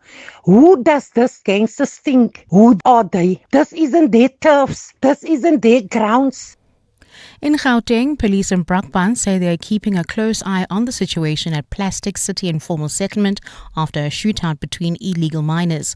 Law enforcement officials were sent to the area earlier today. Some residents have fled their homes after the incident. Jabulile Mbata has more. Earlier today, residents of Plastic City in Brakpan were woken up by a series of gunshots. Police were alerted and rushed to the scene. They've confirmed no fatalities occurred as a result of the shooting. It is believed those responsible are illegal miners who are fighting amongst each other. Police say the illegal miners emerged from a nearby dump site and also torched some shacks. Jabulile Mbata, Eyewitness News. City Power in Johannesburg has suspended all prepaid meter conversions scheduled between August 27th and November 1st. This is so the utility can investigate financial and operational concerns raised about the process and ensure it is handled correctly and fairly. Prepaid electricity metering was introduced in 2010 for Joburg customers. However, City Power says recent reviews have raised concerns that need to be addressed before further conversions are done. City Power spokesperson Isaac Mangena. These concerns include customers who have converted to prepaid from postpaid meters but are no longer purchasing electricity, meaning that there are non-vending discrepancies in some accounts not being accurately reflected on City Power systems after conversions, and also the impact of prepaid tariff structures, which until July 2024 excluded fixed service and network charges. And the first robotic surgery used for living donor kidney removal has been performed successfully at Tygerberg Hospital. The surgery was done on a 45-year-old woman donating the organ to her daughter. The procedure makes kidney removal less invasive for living donors. The surgery was performed by urologist Dr. Daniela Duplessis using 4 robotic arms controlled remotely via an immersive 3D console. Duplessis says the surgery exceeded expectations and was completed in under 90 minutes. Although robotic surgery on kidneys has been done for quite a while in South Africa and around the world, this is the first time that a donor nephrectomy has been done in the country. And for the transplant community, I think this is a great step forward. In your weather, Gauteng will be partly cloudy tomorrow. Temperatures will drop to overnight lows of between 8 and 17 degrees and peak at highs of between 28 and 30. Cape Town will be cloudy at a low of 14 and a high of 20 degrees. The top story in EWN, Western Cape SAPS has recorded 63 child murders across the province since April. Beyond every boardroom is a story waiting to be written. A story of a business and its potential, of a community that thrives, a hospital that serves, and energy that powers millions of dreams. It's a story that only gets better with a partner that has the expertise and solutions to make it a reality. At ABSA CIB, we are invested in your story, and we invite you to write it with us, because your story matters. ABSA, an authorized FSP and registered credit provider. Are you living with diabetes? Tired of painful fingerstick tests? Introducing a new continuous glucose monitoring system from Abbott Laboratories. The Freestyle Libre 2 system sends glucose readings straight to your compatible smartphone. With minute-by-minute glucose readings, optional glucose alarms, and excellent accuracy, the Freestyle Libre system is here to support you in the management of your diabetes. For more information and where to buy your Freestyle Libre 2 sensor, visit www.freestylelibre.za.com. Now available at your local pharmacy. When it comes to protecting your workforce, trust the workwear brand that has been protecting workers for over 150 years, Sweetall. Sweetall has overalls and uniform solutions for every industry, so your team is safe, comfortable, and ready to tackle any challenge. Visit our new Boksburg showroom, shop A1 Atlas Road, Westwood, Boksburg, or go to sweetall.com today. Sweetall, we never let you down. Superior protective workwear since 1871. Introducing the new Grande Cheeseburger from Nando's. Freshly toasted signature bun, juicy flame-grilled chicken breast fillet basted in your choice of peri-peri. Nando's mayo, crisp lettuce, tomato, red onion. The red one, not the normal one. Gherkins, creamy cheddar cheese, and finished with that legendary peri-naise. A burger so big it literally took us almost 30 seconds to describe it, which is why you'll need both hands for it. The Money Show. Investment School. 23 minutes now to 8 the time. If you watch any of those movies about market crashes or anything, at some point someone is going to look at hedge funds and you'll see headlines from time to time that kind of almost paint them as sometimes a villain. I mean, if you sort of Google hedge fund and news, you'll probably get kind of short selling after that. But it does turn out that your portfolio should probably have some hedge fund exposure within it. Well, to talk us through it all tonight, Chantel Marx is head of equity research at F&B Wealth and Investments, and Francois Olivier is the portfolio manager for hedge funds at Mazi Asset Management. Good evening to you both, and thank you very much indeed for coming in. Francois, I'm going to start with the basics here because sometimes I don't understand the basics. What is a hedge fund? Yeah, thank you for having us, Stephen. So a hedge fund in South Africa is a regulated investment fund, similar to what a unit trust is. It's regulated in terms of SISCA since, I think, about 2015. What makes it different from a traditional unit trust is that it is typically not constrained by a benchmark or an index. So in other words, it typically will have the best ideas of the investment manager in size. So if we think ABSA is the best investment for the current period, we are independent of the size in the index. We will take a bet based on that. And I say a bet, we make an investment based on that. So yeah, it's a regulated unit trust in South Africa, and there are two types. So there's a qualified investor fund, which is typically one that takes a little bit more risk, and you need to be a qualified investor to invest in that. But for the man on the street, there's a retail investor hedge fund which takes substantially less risk, but gives you the opportunity to participate in an investment manager's best views. Okay, so the investment manager can do what they like. So they can decide we're going to put half of our money into ABSA, and we're going to put the other half of our money into ShopRite, and that's it, because those are the growth stocks.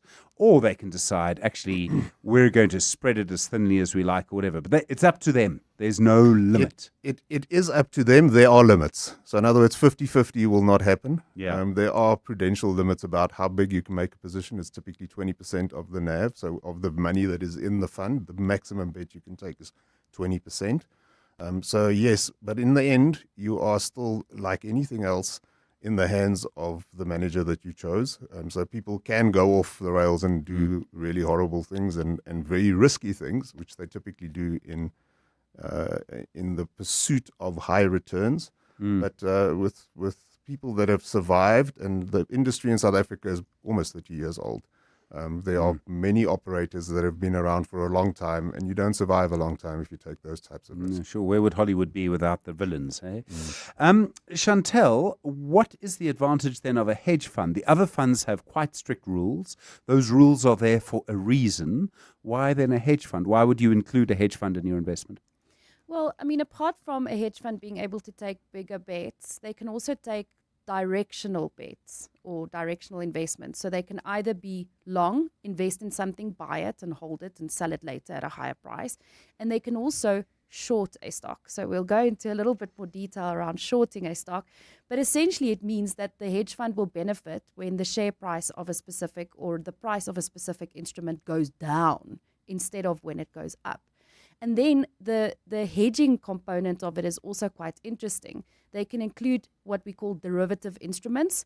So they can, for example, say, in future, I commit to buying this at a certain price if that price movement or if that price reaches a certain level.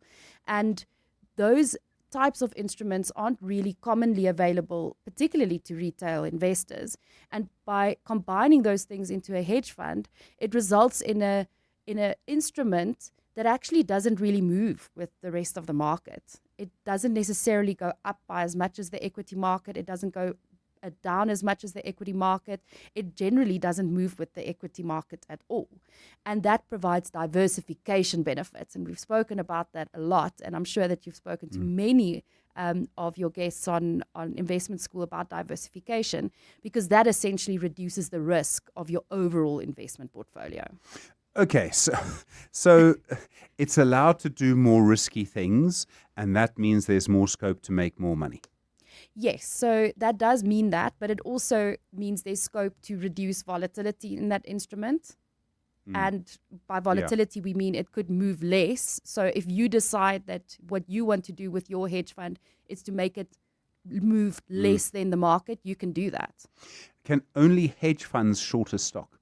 I mean, most other funds, sort of mutual funds and things, wouldn't do anything like that. No. So, I mean, generally your unit trusts are long only. And by long only, we mean they only buy things and sell it at a later date. Okay. Francois, I knew we were going to get here at some point. What is shorting a stock?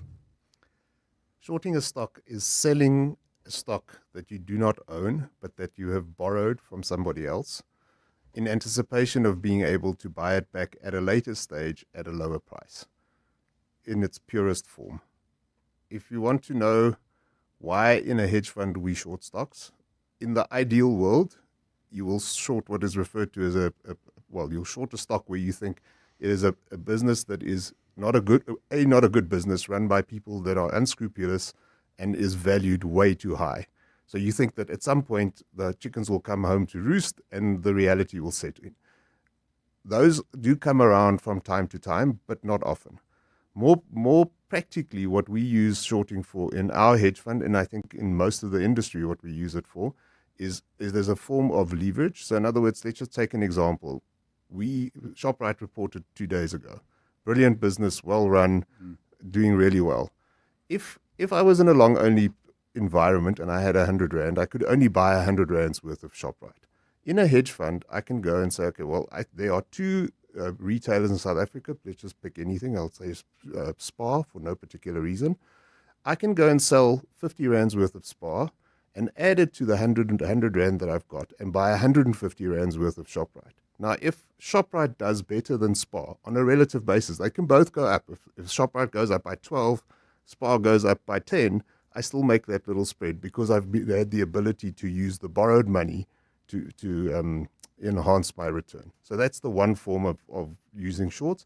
The other is to protect yourself against market movement. By the same token, that same trade, we don't know what happens tomorrow. So let's say the market crash comes, ShopRite is down 10%, Spar hopefully is down a little bit more, but it protects you because your net exposure is only 50 rand. So you've gone long. I've got it. Okay. Okay. But so it really is. It's a form of getting leverage, but it's also a form of getting protection inside of your portfolio. Okay. Within all of this, there's an issue around what are called differentiated returns and uncorrelated returns. We're going to have to use small words at this point. Chantel, what's the difference between the two? So differentiated return is just a different return, right? So Different to what? different when you're looking at two specific instruments or two specific funds, it's just the one return is different than the other return. The one has returned more and the other one has returned less, right? Okay, so that's a diversity thing. That's a diversity thing. Uncorrelated means that it actually doesn't move together at all. So differentiated would be maybe one goes up 10, one goes up 12. And uncorrelated will be one goes up 10% the one day, the other one's down 2% that day. The next day, the one's up 4%, the one's down 0.2%. Like they just don't move together at all. Okay, so the reason you would do that is if peace broke out in Ukraine tomorrow and you had a lot of money in European arms stocks, you would lose a lot of money.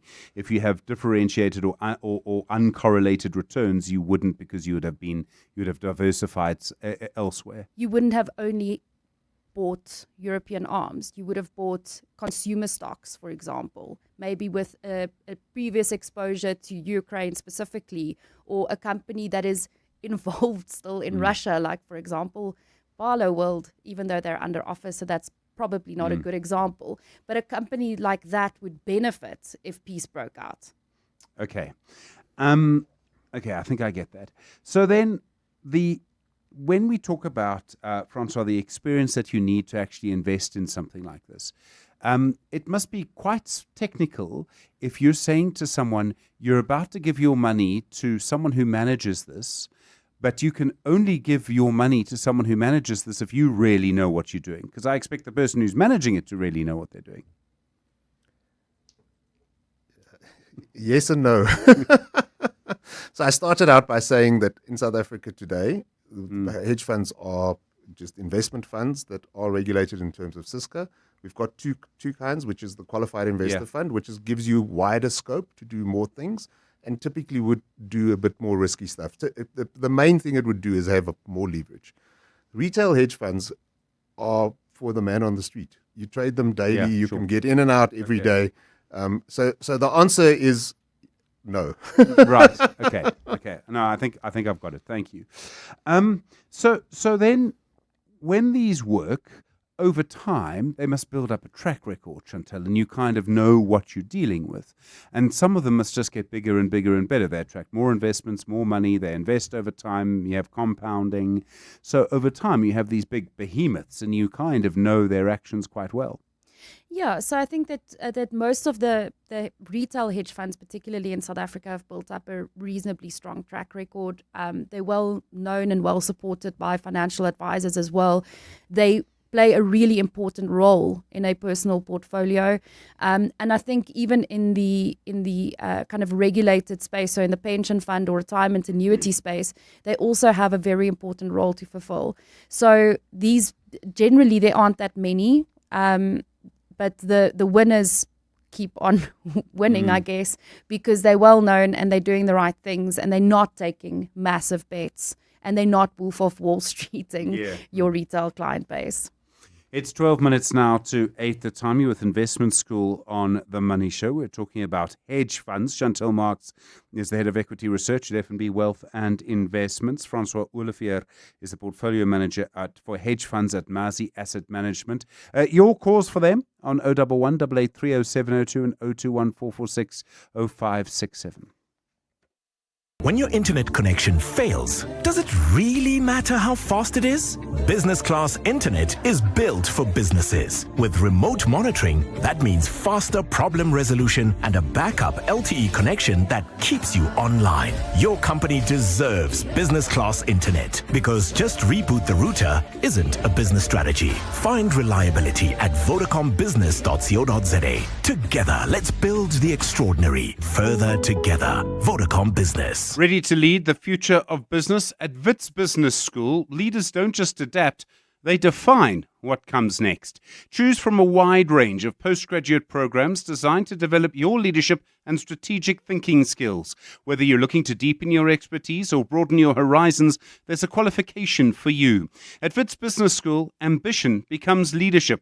Visit wbs.ac.za to find the program that's right for you. That's wbs.ac.za.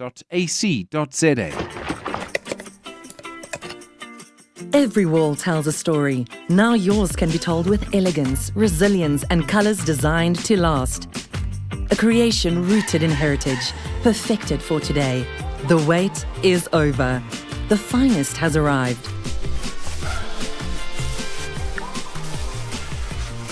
Discover the finest, only at Chamberlain.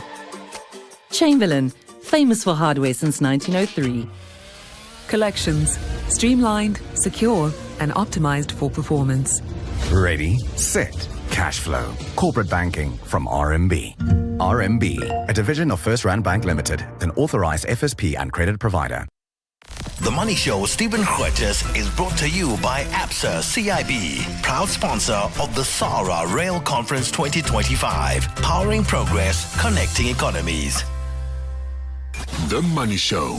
Investment School. 9 minutes now to 8 the time. Talking, of course, about hedge funds tonight. Francois Olivier is a portfolio manager for hedge funds at Mazi Asset Management. Chantal Marx is the head of equity research at F&B Wealth and Investments. So, Francois, you've spoken about the two main types of hedge fund.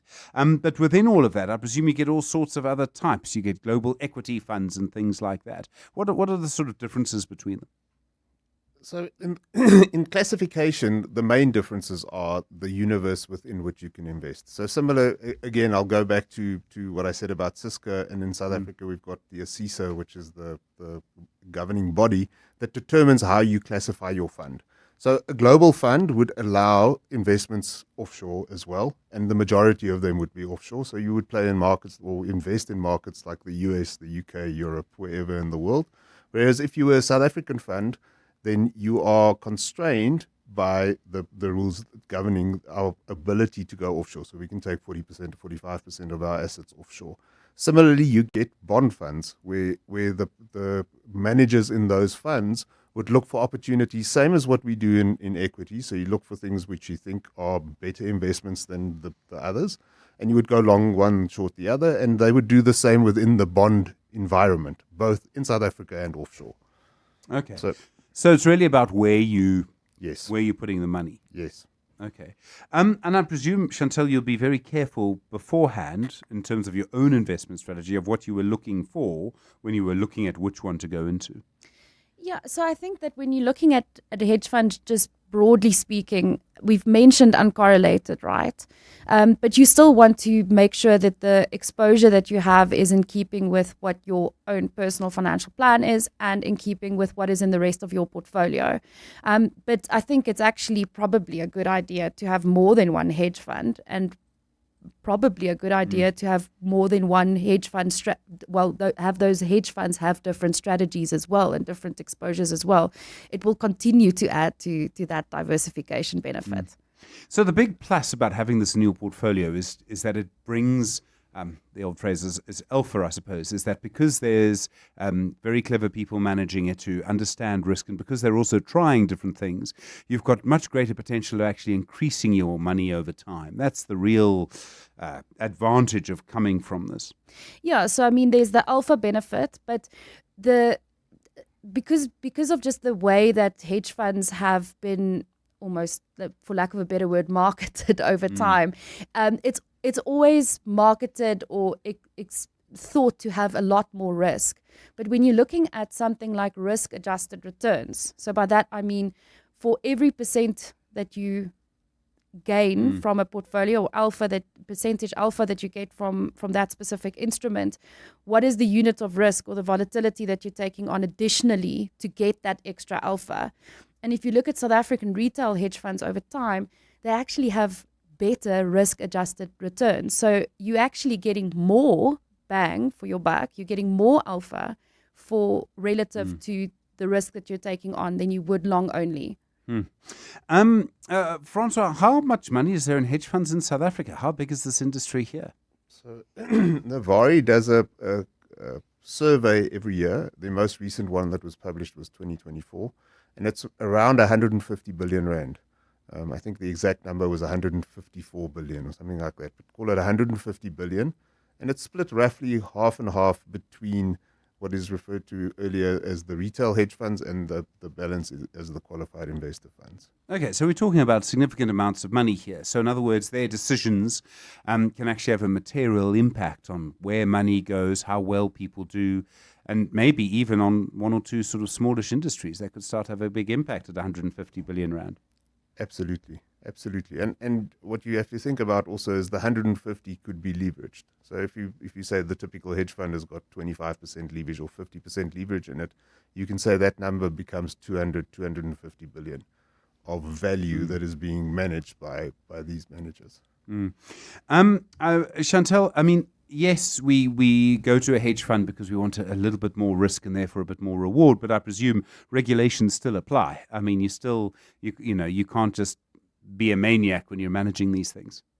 Yeah, I mean, when you're managing them, certainly you cannot be a maniac. I mean, you are governed by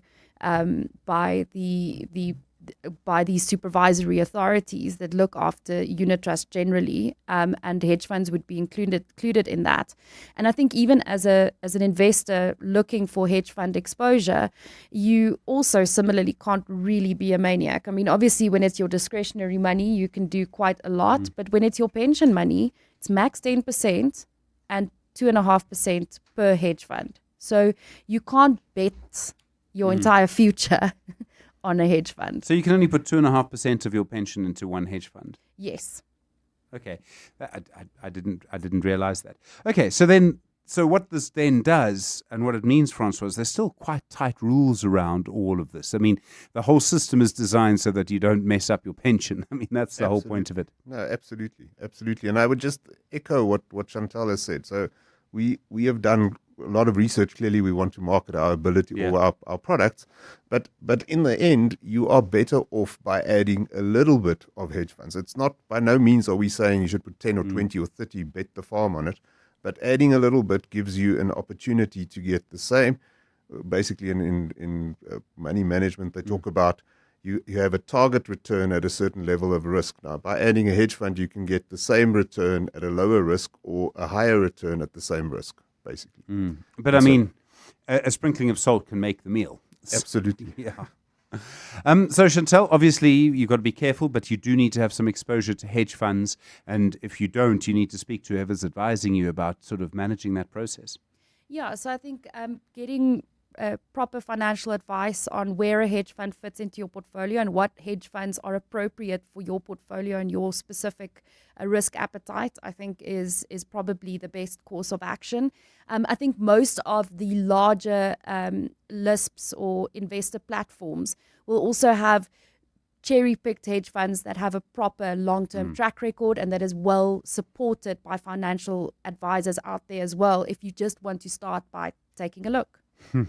Thank you very much indeed. Chantel Marks is the head of equity research at F&B Wealth and Investments. Francois Olivier is portfolio manager for hedge funds at Marzi Asset Management. That's investment school this evening. If you need to go back and listen to it, will be available for you as a podcast in about 10 minutes or so, Peter tells me. You will, of course, be able to go back and pick that up as a podcast.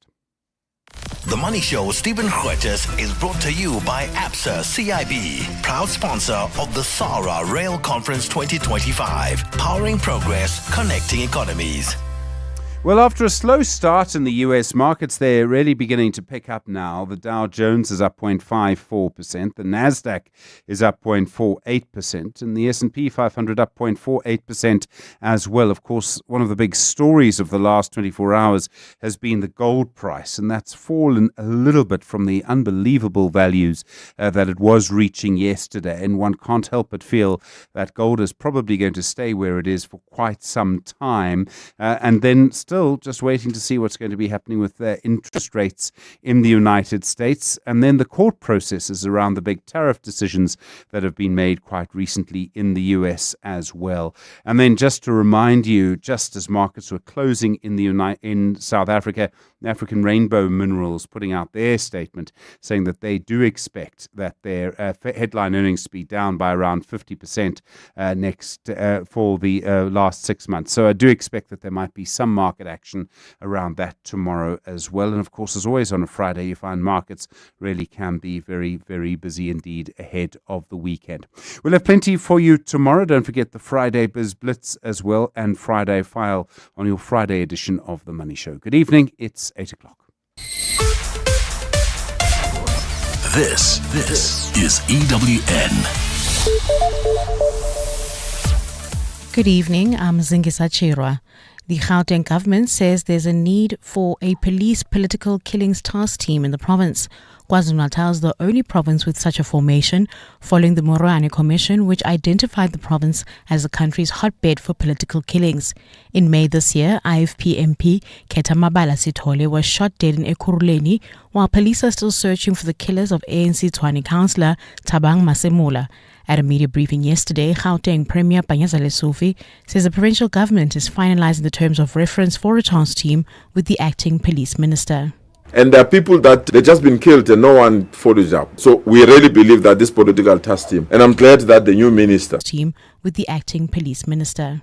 And there are people that they've just been killed and no one follows up. So we really believe that this political task team, and I'm glad that the new minister listened to us when we requested that we need this kind of support. Unfortunately, the police currently in our country are going through difficulties of commissions, misinterpretation of mandates and many other things. We didn't want to be dragged there. Our approach was that let's establish a task team in our province, ensure that is appropriately resourced. Ekurhuleni Mayor Dr. Xhagaza says the city is implementing measures to prevent another costly billing crisis. The metro is still recovering from a syndicate that tampered with thousands of electricity accounts, resulting in a revenue loss of 2 billion rand. Speaking at a briefing, Xhagaza said a portion of the fund lost through account tampering has already been recovered. We have launched a robust back billing program to ensure accountability and recover funds rightfully owed to the city. We are focused on recovery. We're turning these bills into collected revenue that can be plowed back into service delivery. So far, we have collected over 365 million from these historic accounts. In the Western Cape, Taxi Association CARTA has confirmed one of its members in Lwandle near Strand has been shot and killed. A High Court interdict is in place until October 9th to end the recent taxi-related violence in Cape Town. In recent weeks, 5 people were killed in the ongoing feud over routes. The interdict gives the Provincial Mobility Department the go-ahead to implement tougher measures if the violence persists. CARTA spokesperson Ngulego Sikebi. The member has passed on is a legit member of CARTA, a former secretary of CARTA Lwandle. He was shot this morning and then he passed on. And calls are mounting for the suspension of a senior Stellenbosch municipal official accused of making racist remarks. A widely circulated video shows Senior Human Resource Manager Alexandra Kannemeyer making racially charged remarks targeting white employees. In the video, Kannemeyer openly admits to pushing illegal hiring practices to especially exclude white men. In a statement, the Stellenbosch municipality says they're investigating the matter. Ntutuzelo Nene has more. Political parties and trade union solidarity are calling on Stellenbosch Mayor Jeremy Furser to suspend Alexander Kannemeyer in the wake of discriminatory remarks he allegedly made in a video that was leaked. Legal representative at Solidarity Etienne Peel says decisive action must be taken against Kannemeyer. Having Mr. Kannemeyer at the workplace, given the 2 videos that were leaked, is simply untenable. The Good Party's Robin Hendrickse says Kannemeyer's remarks are deeply disturbing. Ndutuzelo Nene, Eyewitness News. In your financials, gold is trading at $3,550.59 an ounce. The rand is 17.77 to the dollar, 23.88 to the pound, and 20.70 to the euro. Brent crude is $67.12 a barrel. Gauteng will be partly cloudy tomorrow. Johannesburg dropping to overnight lows of 14 degrees, peaking at 30. Pretoria a low of 17 and a high of 30 degrees. Vereeniging 8 and 28. Cape Town will be cloudy with a moderate south-southeasterly breeze at a low of 14 and a high of 20. Your top story in EWN this hour. The Gauteng government says there's a desperate need for a police political killings task team in the province. EWN, in touch, in tune, and independent. For the latest, visit ewn.co.za or download the EWN app. Aubrey Masango. Live, streaming countrywide on Prime Media Plus, DSTV channel 856, 92.7 and 106 FM. It's 4 minutes after 8 o'clock and welcome to the show. My name is Aubrey Masango and I'll be with you until midnight. Looking forward to a great show this evening. So much happening. So much happening. But let's start off by letting you know what we are going to be talking about this evening. In the first hour, my guest is Andrew Kakai, social worker, life coach, and mental health professional. This evening, we'll be discussing how the environment you find yourself in can either support or hinder your dreams.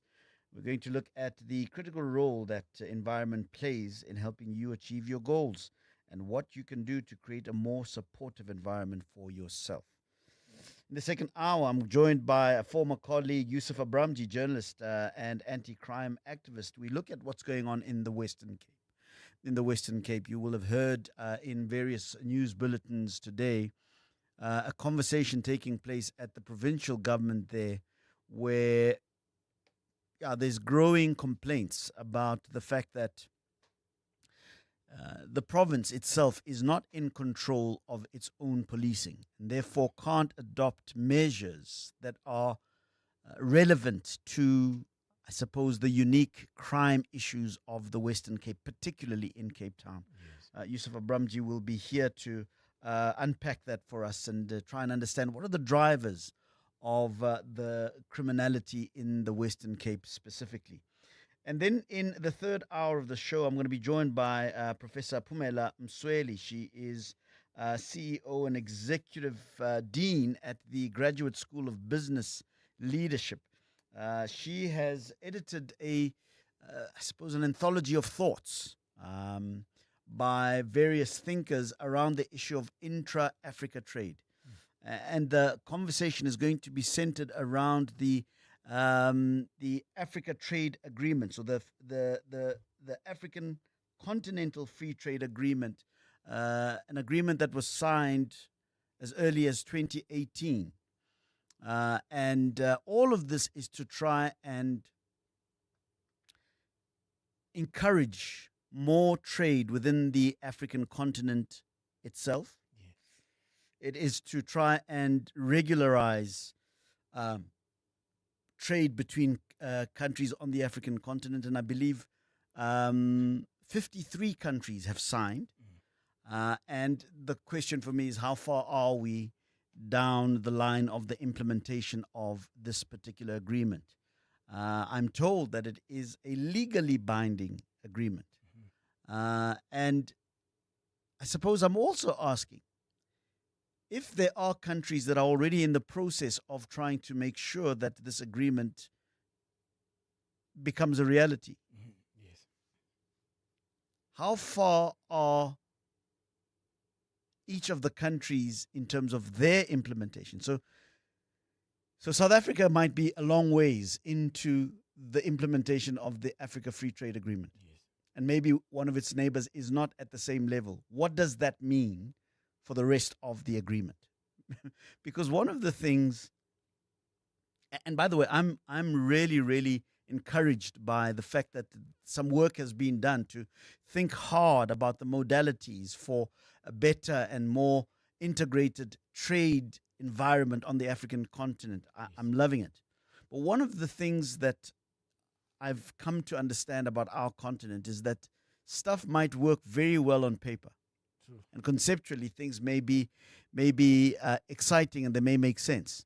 It's the implementation on the material ground, as it were, that becomes very, very difficult. And I think that that's where we are with the African Trade Agreement. And that's why I would argue it hasn't been given the kind of profile in the minds of Africans as it ought to be, because ultimately the people that must make it work are you and I. Yes. And I don't know how much of the African Trade Agreement's modalities, its rules, its laws, you know anything about. I mean, do you know anything about the Africa Free Trade Agreement? No. Chris, do you? No. Yeah? I have no idea. And so my gripe also is that these conferences happen in different parts of our continent. Yes. And people agree and they sign all sorts of stuff and there's all the pomp and ceremony, but the people themselves are not let in on the deal. True. And so part of what I'm going to be asking the professor is, what can be done to popularize some of the ideas that are in the Free Africa Trade Agreement? Because I think the idea is sound and I think that it's good and I think we need to go there. I see, and I've been reading some reports that Namibia, Botswana, and Zimbabwe have now done away with the need for a passport in the movement between those three countries. And I think it's great if it is an agreed upon thing and there are rules as to how it works. Yes. Apparently, all you need now to pass between the borders of those countries is your ID. Yeah, you don't need a passport. And for me, the thing is, whatever it is that we do, let it be by agreement. Let there be clear rules as to how it works, because it's the lawlessness. It's the lawlessness that then trickles down and brings about undesired outcomes in the practicalities of the whole thing. So I'm really looking forward to the conversation. I think that it is about time that African countries began to trade with each other more robustly. But there are issues of tariffs even amongst ourselves as African countries. There are issues of the fact that sometimes we sell the same thing to each other. True. The inefficiencies of ports. I mean, we've had pretty good ports here on the South African continent. I mean, on the South African coast for the longest time. But you've heard the stories and the challenges that Transnet has been having with our ports, such that other countries are starting to go to Walvis Bay out in Namibia. Yes. To go and deal with those. Angola is beginning to be an attractive space for ports. So we need to have a conversation about that infrastructure. What about the free movement of people? Yeah? How do we facilitate that in such a way that it doesn't have undesired outcomes, where there is a huge concentration of people in one space and very few people in another, putting pressure on another space? How do we deal with all of those things? South Africa is dealing with that right now at the moment. And we need to have ways, we need to have modalities of assuring people of one region that they are not going to be overrun. We need to have a way of encouraging people to go into other spaces where there are obviously opportunities of development. All of those things, in my opinion, need to be discussed as we talk about the Africa Free Trade Agreement. A brilliant idea, in my opinion. A brilliant, brilliant idea. But that's the thing about ideas. Yes. They need to drop from the conceptual to the practical. And when they come to the place where they are practiced, that's where we usually find issues. And how do we iron those issues out? That's the conversation I'm going to be having with Professor Phumela Msweli, CEO and Executive Dean at the Graduate School of Business Leadership at UNISA, in our Africa at a Glance segment after 10 o'clock, and then we'll open up the lines. Looking forward to a great show this evening. It's 13 minutes after 8. When I come back, Andrew Kakai is my guest, social worker, life coach, and mental health professional, straight after this. Prostate cancer is the most common cancer affecting South African men. Many men don't realize there are usually no symptoms of prostate cancer in the early stages. That's why we at the Prostate Cancer Foundation are asking you to help us raise awareness about prostate cancer during September by suiting up for just one day. To find out more about prostate cancer and to purchase your Suit Up September badge for only 50 Rand, go to prostatecancerfoundation.coza. In a world where everything is instant, some things are worth slowing down for. You took the time to build a life of distinction. Every moment, every milestone, every decision. At Indwe, we take the time to understand your world and craft insurance solutions to protect it. Because true peace of mind is the greatest luxury of all. The right insurance starts with a conversation. It starts with helloindwe.co.za. Indwe Risk Services is an authorized financial services provider. One festival, endless flavor, and 2 unforgettable days of timeless music. The DSTV Delicious International Food and Music Festival, powered by Lotto Star, returns on 20 and 21 September at Kyalami Grand Prix Circuit. On Saturday, the stage erupts with Don Tolliver, Questa, and Nkabi Zezwe. Then on Sunday, experience the legendary Lauryn Hill, Wyclef Jean, Lyra, and more. The DSTV Delicious Festival, powered by Lotto Star. Tickets at Ticketmaster. Ready to lead the future of business? At Wits Business School, leaders don't just adapt. They define what comes next. Choose from a wide range of postgraduate programs designed to develop your leadership and strategic thinking skills.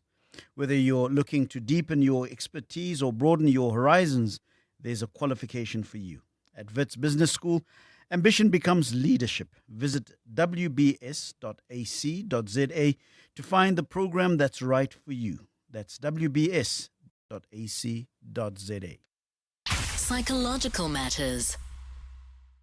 My guest is Andrew Kakai, counseling and coaching expert, and we're talking about the environment that you find yourself in and to what extent it may be an impediment for the realization of your dreams.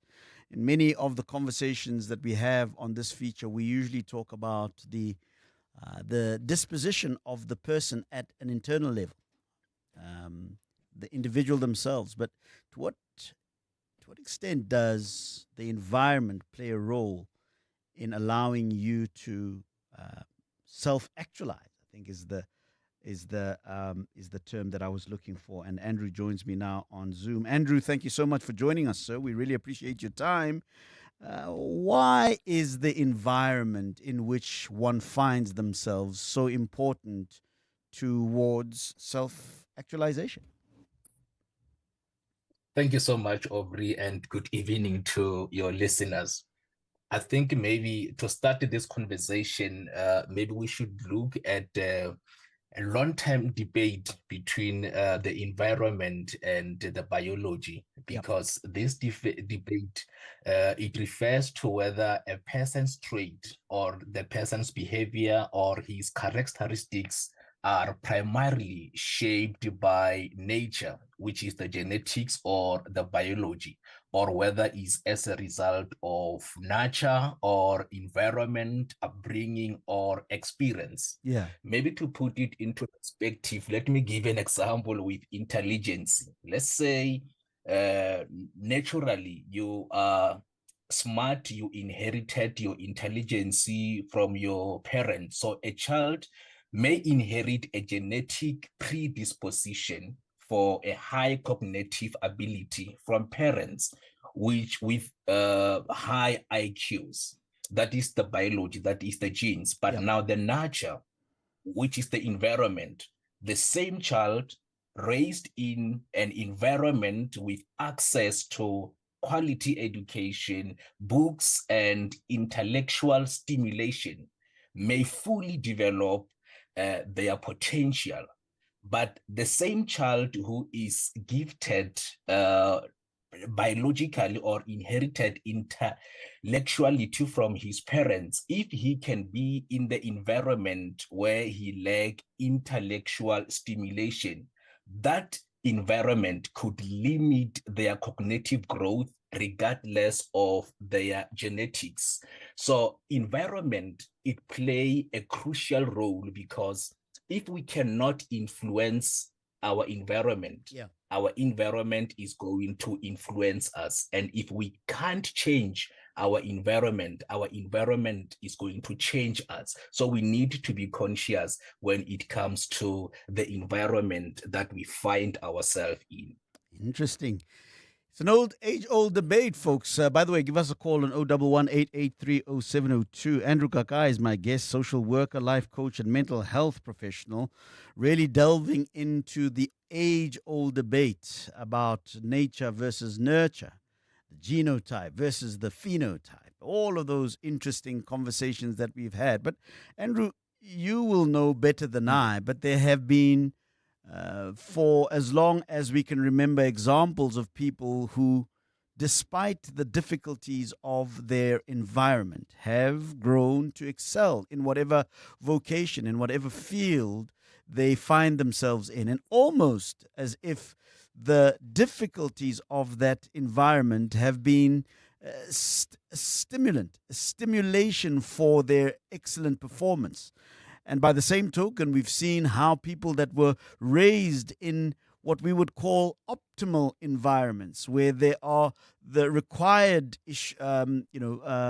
amenities and stimulants that we would consider to be positive environmental stimulants.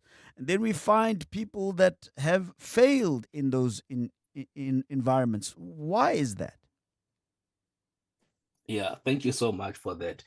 I think it depends on the individual, because currently, as we speak, the imaging science indicate that our brain change almost every moment when we think, every moment when we make a decision, and every moment when we feel. So even if we find ourselves in an environment that limits us, physical environment, we can actually overcome by developing our mental capacity, or by exposing ourselves to places that provoke us, to places that propel you, because we don't choose our environment. So if one is born in an environment that imposes limitations, we are living in the information era where you can use social media, you can use any platform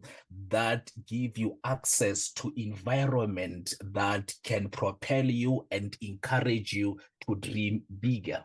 And of course, we will have people who, irrespective of all these advantages, they will be limited by the same environment, because we become who we associate ourselves with. Let me just give you an example of this environment. Many years ago, I came in contact with this particular child, and this child was coming from a poverty-stricken family. And she was doing exceptionally well in her high school studies, but she was not even thinking of applying at university or thinking of a career. Yeah. And when I was interacting with her, I said, have you considered applying, because you are in grade 12 and then you need to go to university? And she looked at me and she said to me, people like me don't go to university.